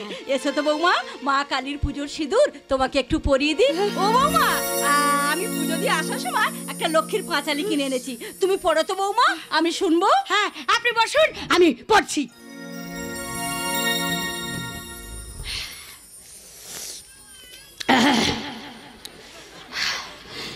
সবার লক্ষ্মী রানী আমার ঘরেতে, সবার সুখে রেখো তোমার ঘরেতে, দুঃখ যদি চিরকাল দূরে দূরে থাকে। অন্তর যাবে তুমি কি বলবো তোমাকে? বলি বড় লোকের মেয়ে বলে তুমি কি কিছুই জানো নি? তোমার মা নেই জানি, কিন্তু তোমার বৌদি তো আছে, সে কি তোমাকে কিছুই শেখায়নি? এটা লক্ষ্মীর পাঁচালি পড়ে হচ্ছে। দাও বইটা আমাকে দাও, আমি পড়ছি, তুমি শোনো। হ্যাঁ এই নিন, এখানে বসো।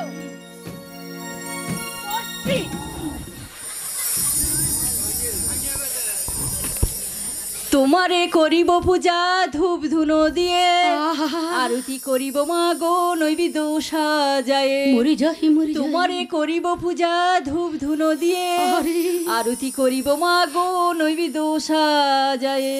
মা, ও মা, মা গো, আপনি তাহলে ভালো হয়ে গেছেন বলুন, তাহলে আমি আমার জন্য বাবার বাড়ি যাব। স্বামীর ঘর করতেছে, মেয়েদের এত বাপের বাড়ির কথা ভালো নয়। না না, কোনো কিন্তু নয় সঙ্গীতা, কোনো কিন্তু নয়। আমার মা যা বলবে তোমাকে তাই শুনতে হবে।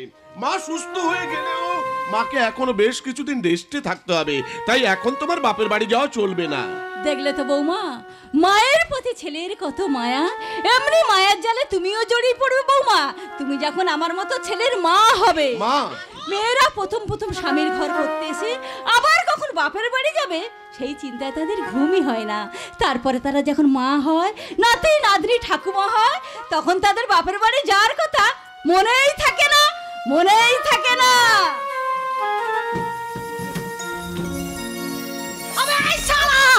ওই বুড়িটা কি বলে গেল তোমার কানে ঢুকলো না বুঝি?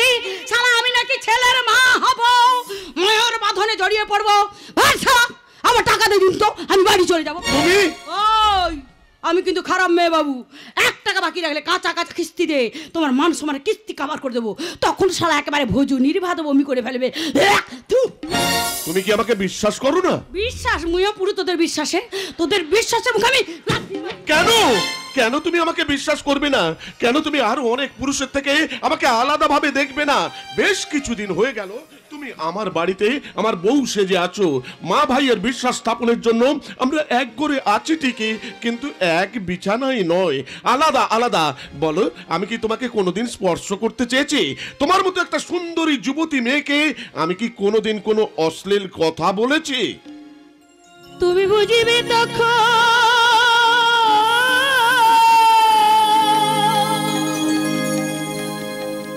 নরীর বেদন,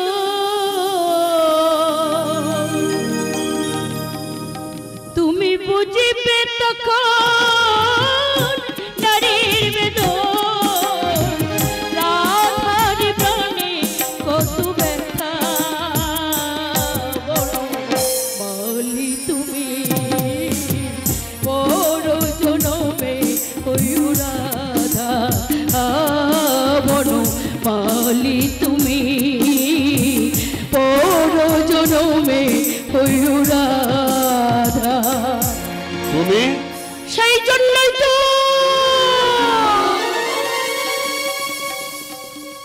সেই জন্য তো আমি মুশকিলে পড়ে গেছি গো বাবু, ভেতরে ভেতরে যেন কেমন হয়ে যাচ্ছে। কই গো আমার লক্ষ্মী মন্ত নাদবউ কই? আরে অক্ষয় দাদু, আসুন আসুন, ভেতরে আসুন। আসবো তো ভাইয়া, নিশ্চয়ই আসবো। জানতে যখন পেরেছি তোমরা এই পাড়াতেই আছো, তখন একবার কেন আমি 1000 বার আসবো।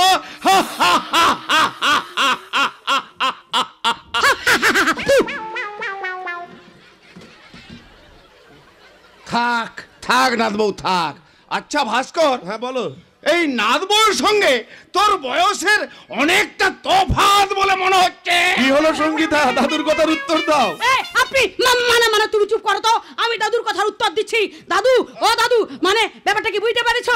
ওর সঙ্গে আমার সঙ্গে প্রেম করে বিয়ে হয়েছে তো, তাই ও আমার বয়স দেখেনি আর আমি ওর বয়স। ভালো, খুব ভালো নাদবউ, খুব ভালো। আচ্ছা নাদবউ, ওই ভাস্করকে তুমি বলার আগে আপনি বললে কেন? না মানে হয়েছে কি দাদু, ও আমাকে বর ভাবতে গিয়ে তোমাকে বর ভেবে ফেলেছে। আরে বাবারে বাবারে, ও দাদু দাদু, ও দাদু, তোমার ঠাকুমার কথা মনে পড়ে? আরে তা পড়ে না আবার, যাক যাক সেসব কথা। আচ্ছা আচ্ছা নাদবউ, শুনেছি তুমি নাকি খুব বড় লোক বাড়ির মেয়ে। বাপের বাড়ি থেকে কত গয়না পেয়েছো। আচ্ছা নাদবউ, অত বড় লোক বাড়ির মেয়ে হয়ে শেষকাল ওই ভাস্করকে এই মলো ছাই, তখন থেকে এই বুড়োটা শুধু ছেদাই খুঁজে মরছে। এই ভাস্কর, নাদবউর মুখে মন বাজে ভাষা কেন? আর বলো না দাদু, আর বলো না। কেউ বেশি কথা বললে না আমার বউয়ের মাথাটা গরম হয়ে যায়, আর তখনই মনে হয় একটা বদ্ধ পাগলি। কি বললি নাদবউ, পাগলি? আজকে তো তুমি তাড়াতাড়ি লিখতে বসবে, না হলে তোমার এই জামা কাপড়গুলো ছিঁড়ে কুচি কুচি করে দেবো।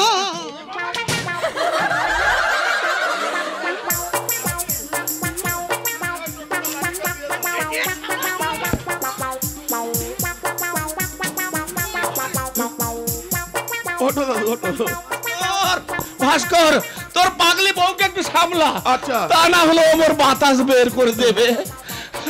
ওই ভাস্কর, তুই তাহলে সুখী হতে পারিস না দাদু। ওই পাগলির পাল্লায় পড়ে তোর মায়েরও তাহলে চোখের জলে নাকের জলের অবস্থা। দাদু। ঠাকুর, ঠাকুর, এবার মনে হচ্ছে তুমি আছো। তোমার চোখ আছে প্রভু, তোমার চোখ আছে। এবার বলো তো সঙ্গীতা, কেন তোমাকে আমি জিজ্ঞাসা করেছিলাম? পায়ের জুতো কেমন মানায় ওই অমানুষের মুখে।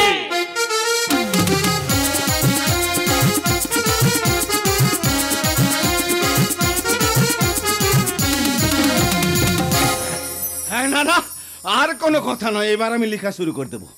গল্প তো পেয়ে গেছি, ওই ভাস্করের বউ হবে আমার গল্পের নায়িকা।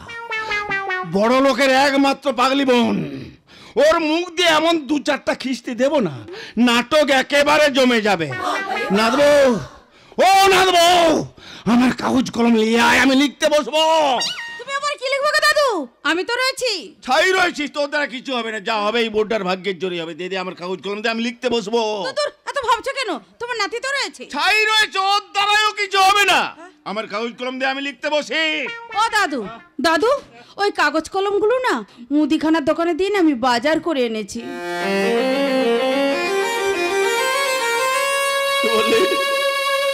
কি বলি নাদবো, আমার এতদিনের স্বপ্ন তুই বাজারে বিক্রি করে মুদিখানার দোকান থেকে বাজার করে আনলি। কি করব বলো দাদু? এদিকে যে সংসার চালাতে আমি হিমশিম খেয়ে যাচ্ছি, এছাড়া যে আর আমার কোনো উপায় ছিল না। ছি ছি ছি, আমার নাতি জপনের সাথে তোর ভালোবাসার কথা জানতে পেরে আমার নাতির সঙ্গে তোর বিয়ে দিয়ে আমি ঘরের লক্ষ্মী করে এনেছিলাম, আর তুই কিনা অলক্ষ্মীর মতো শেষ করে দিলি আমার সব আশা, সব আশা, সব আশা।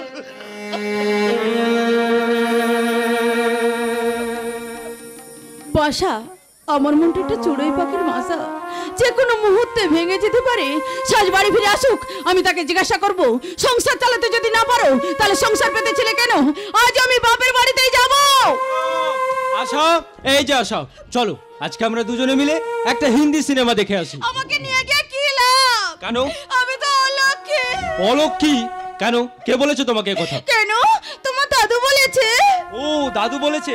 আরে বাদ দাও তো দাদুর কথা। জানো আশা, মুখার্জি বাবু আমার পানের গুপড়িটা ভেঙে দেওয়ার পর থেকে আমি খুব অসহায় গো। তুমি যদি আমার কথা শুনতে তাহলে এইভাবে আর ভুগতে হতো না। কি বলছো তুমি আশা? এই যুগের স্বামীরা তার বউর কথাই শুনে, একমাত্র তুমি শোনো না। তুমি যদি শুনতে তাহলে বড় ঠাকুরের মতো অনেক উন্নতি করতে পারতে। আরে আমি তোমার এই ভাস্করদার থেকে আরো বেশি উন্নতি করে দেখাবো। কিন্তু কি করে গো? এবার আমি আলোর দুনিয়া থেকে বেরিয়ে ওই অন্ধকারের দুনিয়ায় পা বাড়াবো। সত্যি তুমি পারবে? আরে পারবো পারবো, কারণ আমার নাম স্বপন ব্যানার্জি। যাকে বাদ দাও তো সমস্ত কথা, চলো আগে সিনেমাটা দেখে আসি। সিনেমা দেখতে না গিয়ে তোরা যদি একবার ভাস্করের বাড়িতে যেতিস তাহলে। তাহলে? আচ্ছা দাদু, ভাস্করদার ওই সুখের সংসারে দুঃখের ছায়া কি না ফেললেই নয়? আরে দুঃখ নয় রে, দুঃখ নয়, আমার কথাগুলো শোন। ভাস্করটা একেবারে সুখী নেই রে, সুখী নেই। সুখী নেই? না রে না, ভাস্করের বউ একটা বদ্ধ পাগলি।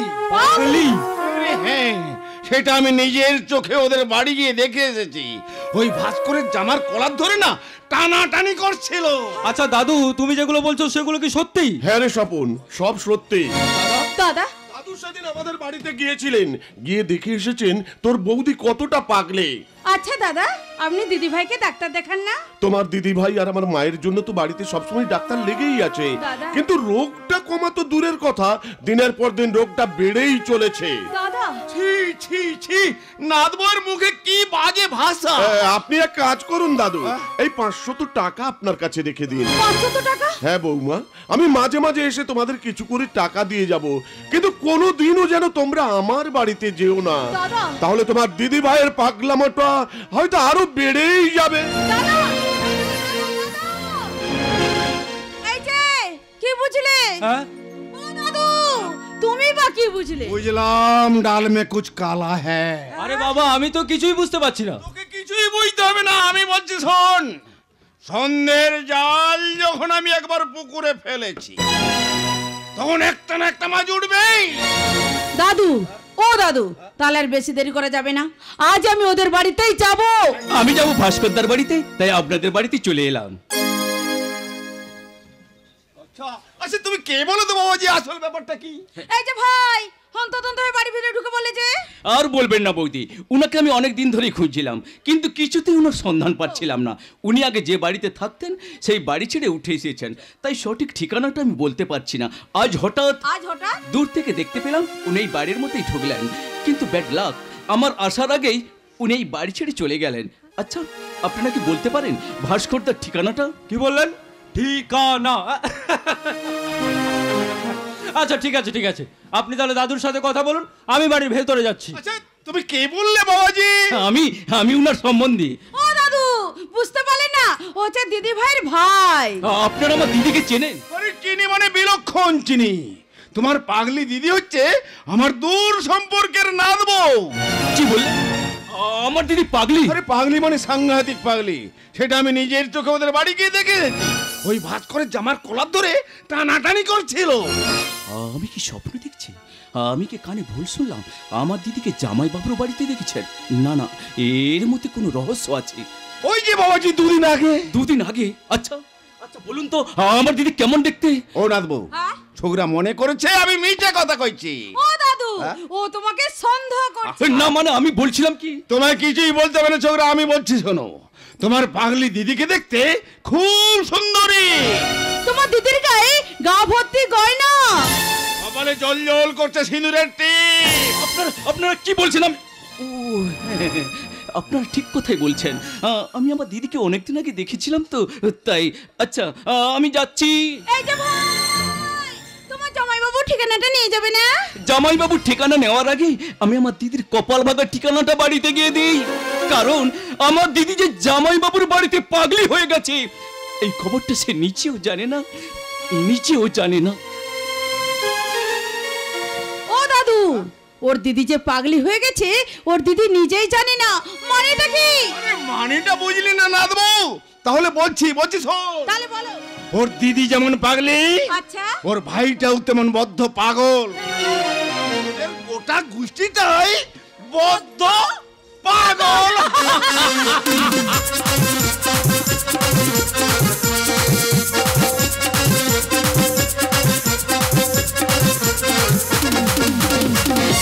পাগল? ঠাকুরপো, হয় তুমি পাগল হয়ে গেছো, না হয় পাড়ার লোকেরা তোমাকে মিথ্যে কথা বলেছে। না বৌদি না, মিথ্যে কথা নয়। যে মহিলা জামাইবাবুর বাড়িতে বউ হয়ে আছেন তার নামও সঙ্গীতা। ভদ্র মহিলার নামও সঙ্গীতা? আশ্চর্য তো। হ্যাঁ বৌদি, এই ব্যাপারটার মধ্যে এমন কোনো রহস্য লুকিয়ে আছে যেটা তুমিও ধরতে পারছো না আর আমিও ধরতে পারছি না। ঠাকুরপো বলো। সঙ্গীতা নামে একটা পাগলি মেয়ে যে ঠাকুর জামাইয়ের বাড়িতে বউ সেজে আছে, এ কথা তুমি যেন দ্বিতীয় কাউকে বলো না। তবে সঠিক ব্যাপারটা যে কি সেটা কিন্তু ঠাকুর জামাইয়ের বাড়িতে গিয়ে তোমাকে জেনে আসতে হবে। তুমি কাল সকালে ঠাকুর জামাইয়ের বাড়িতে যাবে। সে তো আমি যাবই বৌদি, তবে বেশ কিছুদিন আমি বন্ধুর বাড়িতে ছিলাম, তাই এই বাড়ির কোনো খবর আমার জানা হয়নি। আচ্ছা তুমি কি বলতে পারো ওই ব্যভিচারের লেখক সাগর রায়ের সঙ্গে আমার দিদির সম্পর্ক কোথায় পৌঁছে গেছে? তুমি বাধা দিতে পারছো না?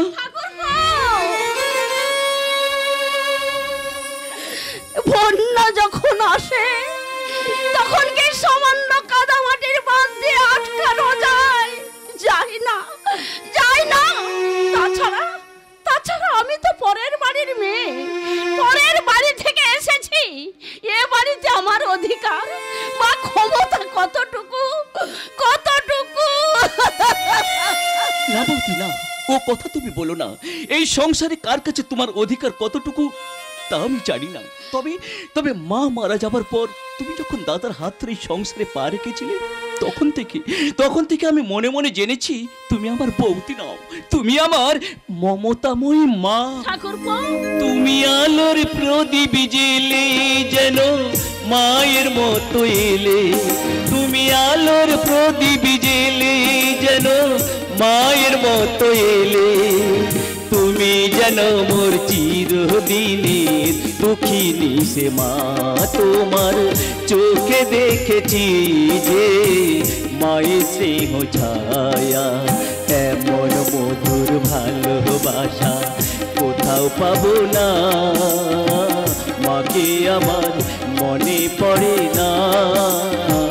তুমি আমার মা, তোমার চোখে দেখেছি যে মায়ের স্নেহ ছায়া, তোমার চোখে দেখেছি যে মায়ের স্নেহ ছায়া।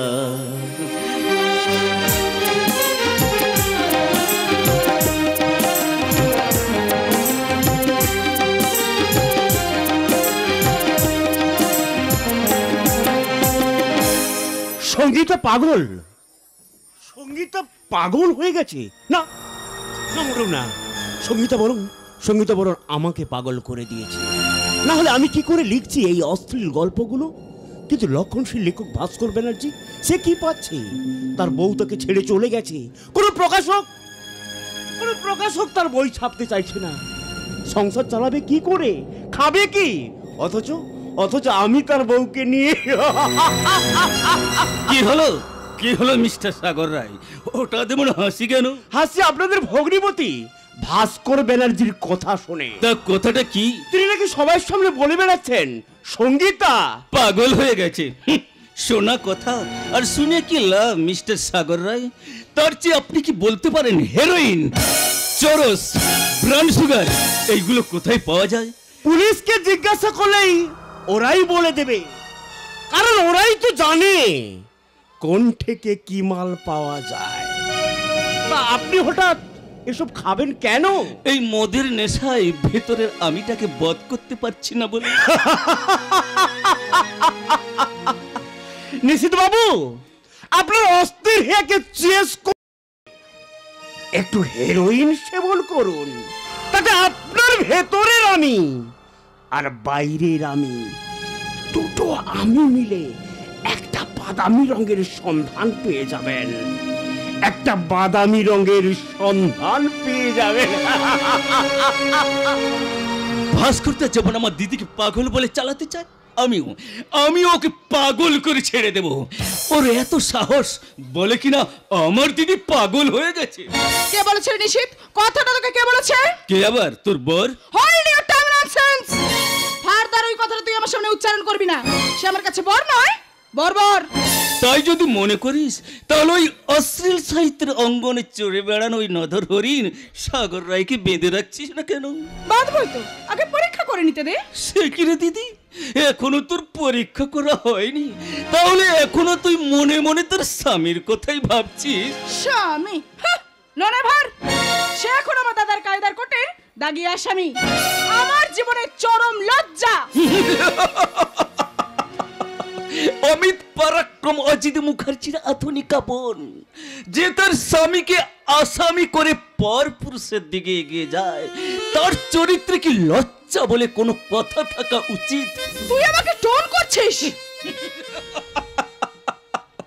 দিদি, ডোন্ট কেয়ার যার স্বভাব, তার ক্যারেক্টারের স্বেচ্ছাচারিতার অভাব থাকলেও সে তো এই সমাজের মুখের উপর জবাব দিতে পারবে না। নবাব পুত্রের মতো কথা বলবি না, ননসেন্স। দাদার কাছে ব্যভিচারের লাইসেন্স পেয়ে গেলেও আমি যে আমার অরিজিনাল স্বভাবটা পাল্টাতে পারছি না রে দিদি।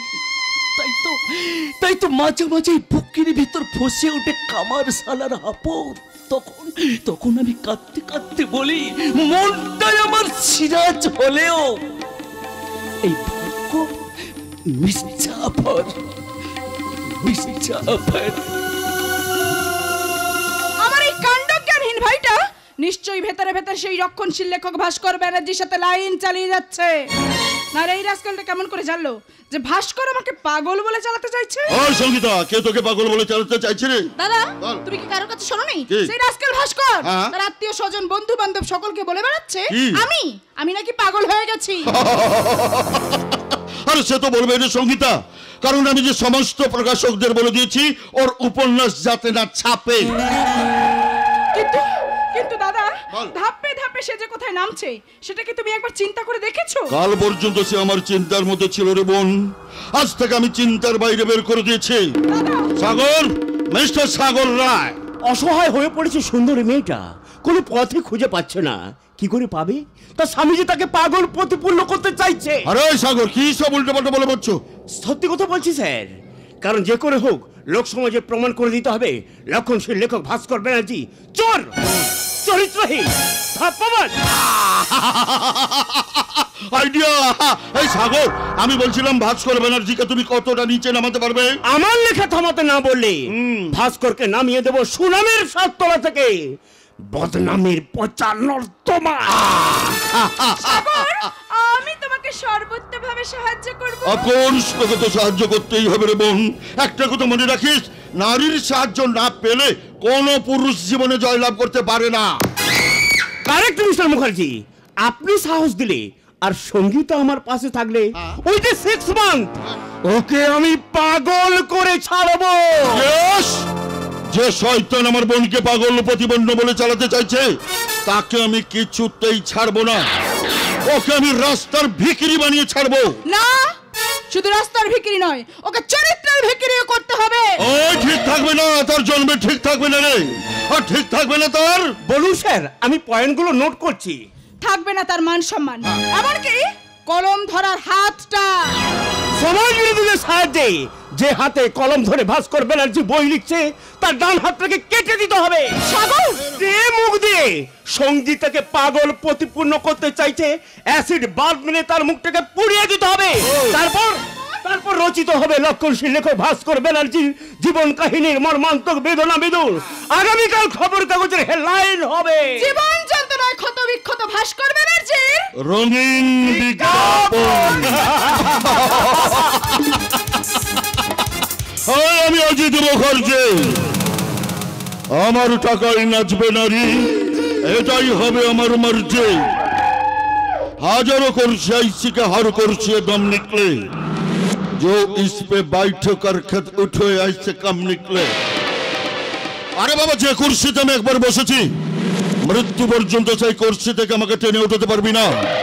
পারিস তো? ওটা পারবি না রে, কারণ প্রথমে নেশা, তারপর অস্ত্র, তারপর ভাস্করের সংসারটাকে টুকরো টুকরো করে দেব আমি। তারপর সেই খন্ড খন্ড ধ্বংসস্তূপের উপর দাঁড়িয়ে আমি নিজেকে ঘোষণা করবো মকটিন সম্রাট। সেই সাম্রাজ্য বিস্তারে যে আমার অশ্বমেধের ঘোড় আটকাতে আসবে তার হাত দুটো ভেঙে মুচড়ে দেব। সেই জন্যই তো বলি ঘোর অমাবস্যায় আমার জন্ম। তাই তো জগতের সমস্ত আলোগুলোকে আমি এক লোহমায় কালো করে দিতে চাই। লোকে আমাকে বলে শয়তান, মা কালী দিব্যি করে বলছে আপনারা বিশ্বাস করুন, আমি শালা একটা পাক্কা সুরের বাচ্চা।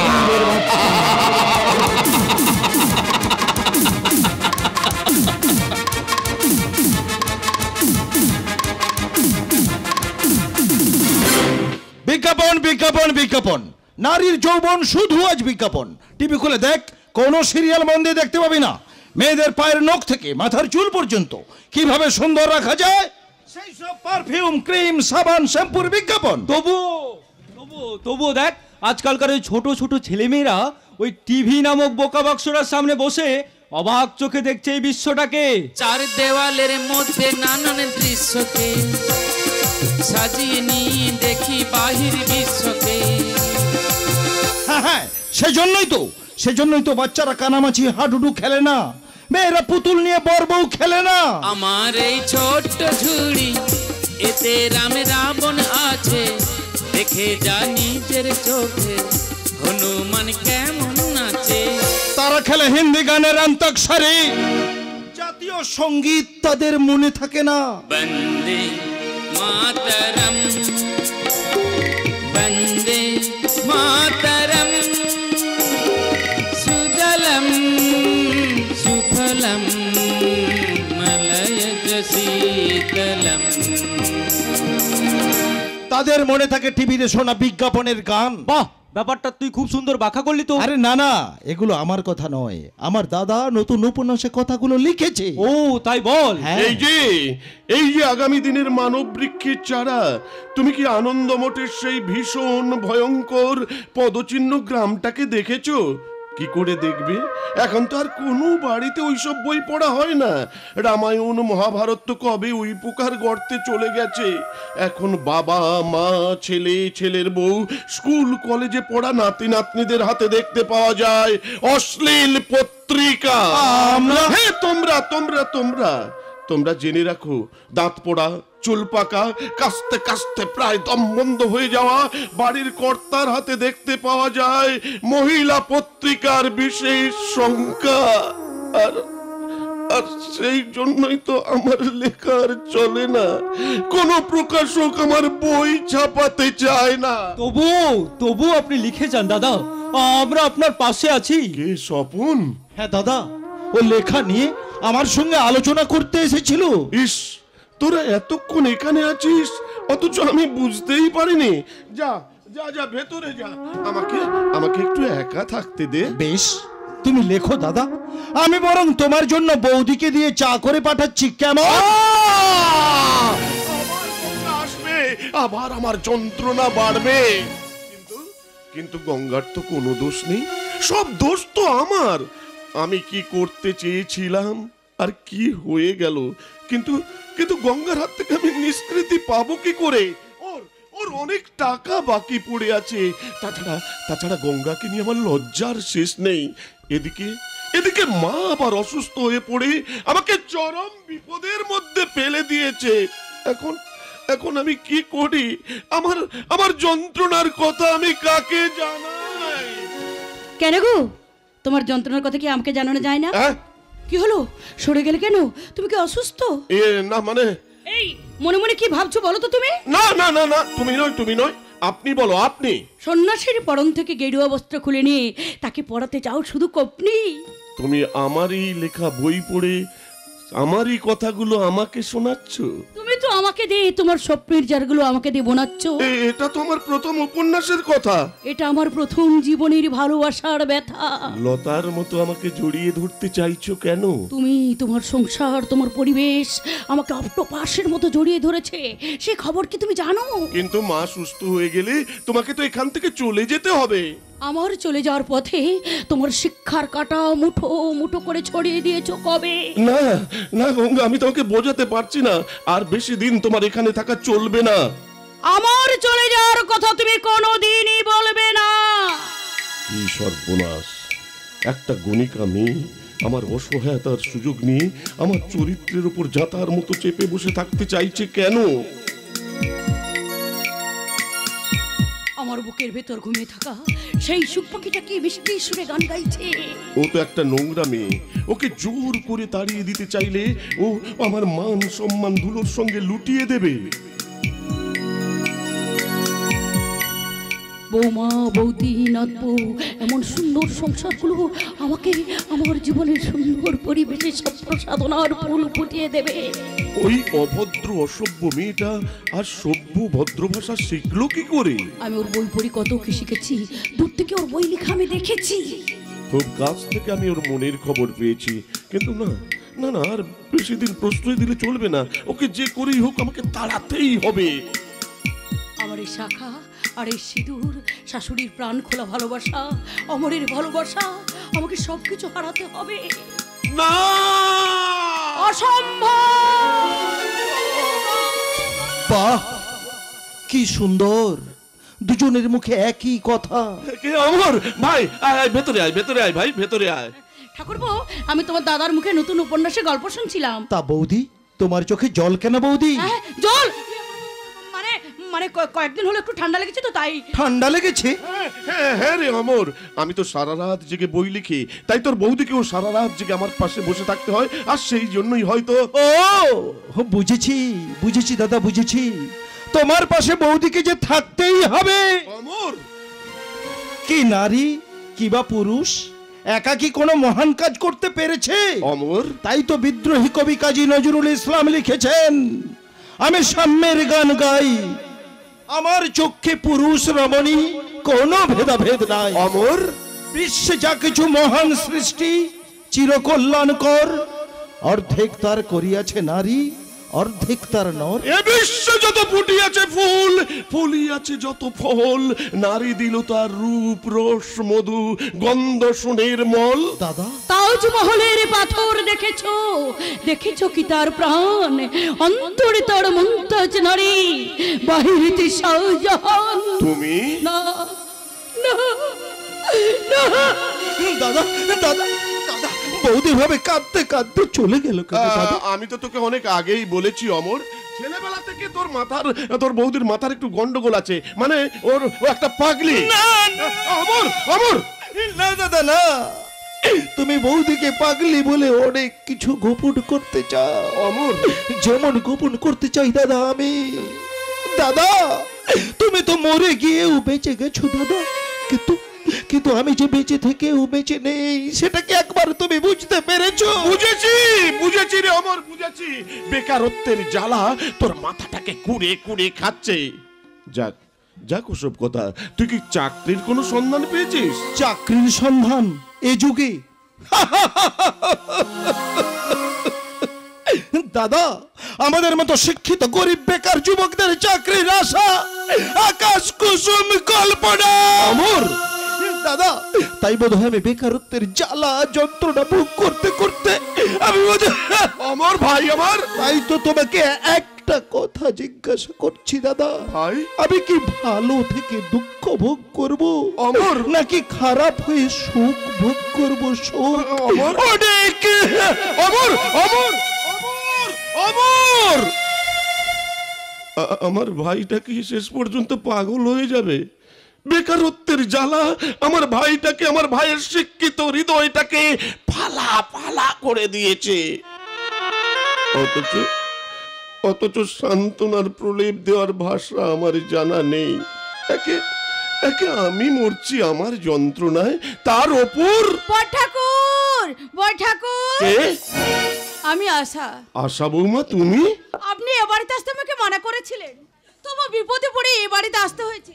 মানে আমার স্বামী, মানে আপনার ভাইয়ের একটা কাজের ব্যবস্থা করে দিতে হবে। বৌমা, আশা বৌমা, তোমাকে তো আমি পাশের ঘরে বললাম, ভাস্কর এখন নিজের জ্বালায় জ্বলছে, আর তুমি তাকে জ্বালিও না বাপু। কিন্তু জেঠাইমা, একটা কিছু কাজের ব্যবস্থা না করে দিতে পারলে আমার স্বামী হয়তো বন্ধ করে পাবো না।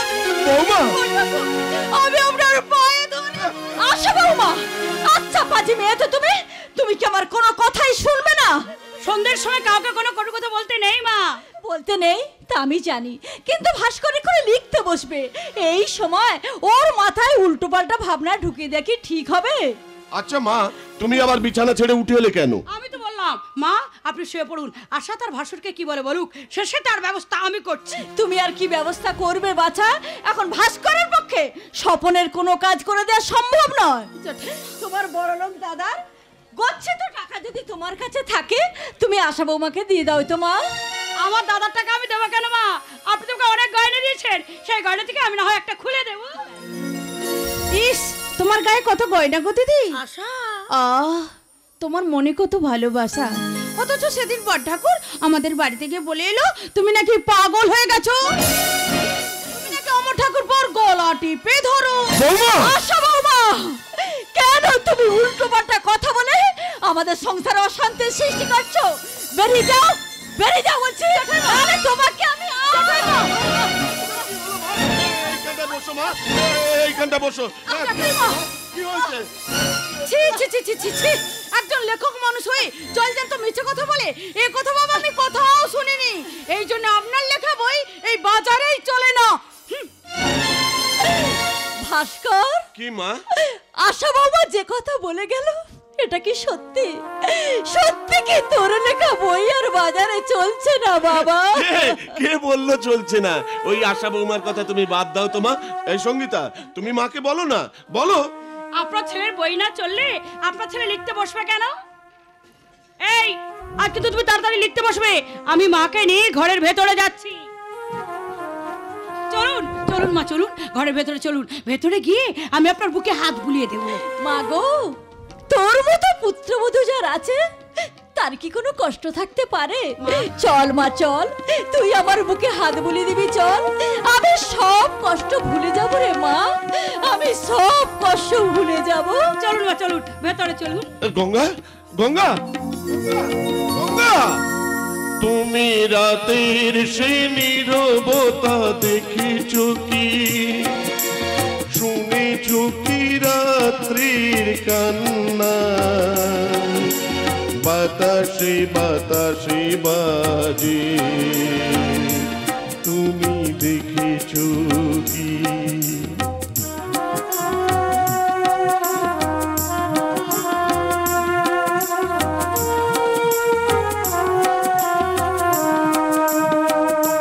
নীল আকাশের নিচে এই পৃথিবী, আর পৃথিবীর পরে ওই নীল আকাশ, তুমি দেখেছো যন্ত্রণা, অসহ্য যন্ত্রণা, চারিদিকে বিপদের মহোৎসব, এক রাস যন্ত্রণার ত্রাহি ত্রাহি কলরব আমি আমার মাথার মধ্যে অনুভব করছি। ওই গণিকা মেয়েটা, ওই গণিকা মেয়েটা আমার মায়ের ভালোবাসার মণিগড়ে স্পর্শ মণি হয়ে বসে আছে।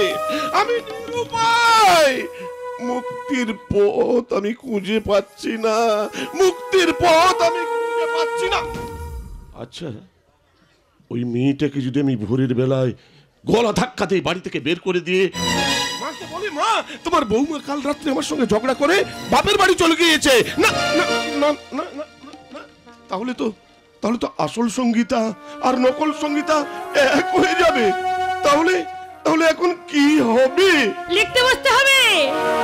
তুমি তোমা ছাড়া এই জগতে মোর কেহ নাই, কিছু নাই গো, আমারও পোড়ানো যাহা চাই, তুমি তাই, তুমি তাই গো, আমারও পোড়ানো যাহা চাই।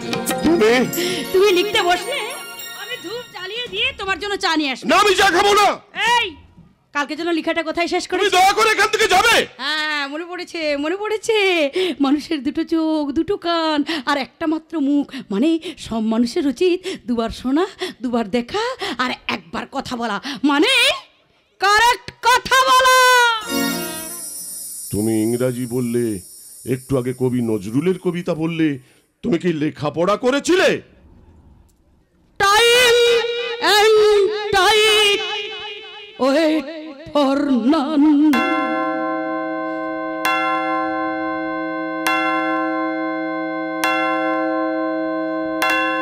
Time and tide wait for none. সময় আর স্রোত কারোর জন্য থমকে দাঁড়ায় না। ঠিক আছে, ঠিক আছে, আমি লিখতেই বসছি। মানুষ সত্য কথা বলার ভয়ে কথা না বলে একটু একটু করে বোবা হয়ে যাচ্ছে, মানে মানসিক বোবা, তাই প্রতিবাদও বোবা। আর সেই জন্যই তো তারাশঙ্কর বন্দ্যোপাধ্যায়ের লেখা চণ্ডী মণ্ডপে আজ পঞ্চায়েতের কোদল, মানিক বন্দ্যোপাধ্যায়ের পদ্মা নদীর মাঝির মুখে আজ মিথ্যে রাজনীতির স্লোগান, রমাপদ চৌধুরীর বোন পলাশির পদাবলী পালা কীর্তনের আসরে আজ আধুনিক শিল্পীরা গাইছে আমি কলকাতার রসগোল্লা, অথবা অথবা চুমা চুমা দে চুমা দে লজ্জা। এ আমার ভারতবর্ষের লজ্জা। সত্য সেলুকাস, কি বিচিত্র তোমার দেশ। কিন্তু কিন্তু আমি লিখতে পারছি না কেন? ঈশ্বর, আমার চিৎকার করে বলতে ইচ্ছে করছে। আগুনের পরশমণি ছোঁয়াও প্রাণে, এ জীবন পূর্ণ করো, এ জীবন পূর্ণ করো। অমন করে মেয়েটার দিকে অপলক চোখে চেয়ে কি দেখছো নিশীথ? আপনার সাহিত্য পূজার অঙ্গনে এক দেবী মূর্তি। তুমি কি জানো ওর নাম সঙ্গীতা? জামাই বাবু, ধূপের ধোঁয়ার সঙ্গে সং মিশিয়ে দিয়ে আমি ওর নাম রাখলাম গীতা। নিশীথ, ওকে দেখে তোমার কি মনে হচ্ছে? কালিদাসের কাব্য মালঞ্চের বিরোহী যক্ষীর সামনে উজ্জয়িনী রেবা নদীর জলের ছায়া পড়া এক জ্যোৎস্না মাখা যক্ষিণী। তুমি তো জানতে এসেছো ওর আসল পরিচয় কি? এসেছিলাম, কিন্তু এই মুহূর্তে দেখে মনে হচ্ছে এই পূজারিনীর কাছে আমি এক বিন্দু স্নেহ কিনতে এসেছি। তুমি তো জানতে এসেছো আমার সঙ্গে ওর সম্পর্কটা কি। জানতে পেরেছি জামাই বাবু, আপনি অসহায়, একাকী। তাহলে বলো দেখি এই সময় আমি কতখানি প্রয়োজনীয়? শুনতে চাও আমার মুখ থেকে একটা ভয়ঙ্কর উত্তর? তাহলে শোনো, তুমি কতখানি প্রয়োজনীয় সেটা জামাই বাবু জানেন, কিন্তু আমি জানি তুমি আমার পূজনীয়। আর এগিয়েও না। কেন? কারণ ওর আমার মাঝখানে এখনো কোনো জনপদের সৃষ্টি হয়নি বলে। মাঝখানে জল থই থই স্রোতস্বিনী নদী। আমি সেই অপার নদী সাঁতরে পেরিয়ে গিয়ে তোমাকে একটা প্রণাম করব দিদি। দিদি,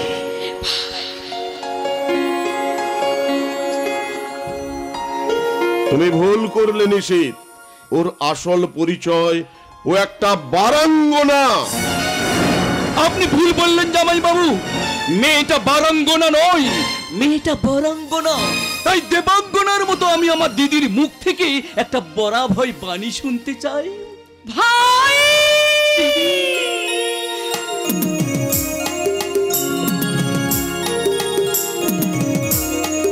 পাইনি পাইনি এমন সিংহ সম্ভাষণ। কোনোদিনও সে আমাকে ভাই বলে ডাকেনি। তার সারা স্মৃতি জুড়ে এমন পবিত্র সিঁদুরে রেখা সে কোনোদিনও আঁকেনি। দিদি, আজ থেকে আমি তোমার ভাই আর তুমি আমার দিদি। তাহলে ডাক ডাক ভাই ডাক, আরেকবার তুই শুধু আমাকে দিদি বলে ডাক। দিদি, ভাই, দিদি, ভাই, দিদি। তোর এই দিদি কিন্তু সত্যি সে গণিকা, সত্যি সে আজি বারাঙ্গনা। কে বলে তোমারে বারাঙ্গনা? কে দেয় থুতু গায়ে? হয়তো তোমার স্তন্য দিয়াছে সীতা সম সতী মায়ে, নাই হলে সতী। তবু তোমরা মাতা ভগিনী জাতি, তোমাদের ছেলে আমাদের মতো, তারাও আমাদের জ্ঞাতি। নিশিত, শোনো মানুষের বাণী, জন্মের পর মানব জাতির থাকে না তো কোনো গ্লানি। পাপ করিয়াছে বলি পুণ্যের অধিকার, শত পাপ করি হয়নি ক্ষুণ্ণ দেবত্ব দেবতা। অহল্যা যদি মুক্তি লবে গো, মেরি হতে পারে দেবী, তোমারও কেন হবে না পূজা বিমল সত্য সেবী। ভাই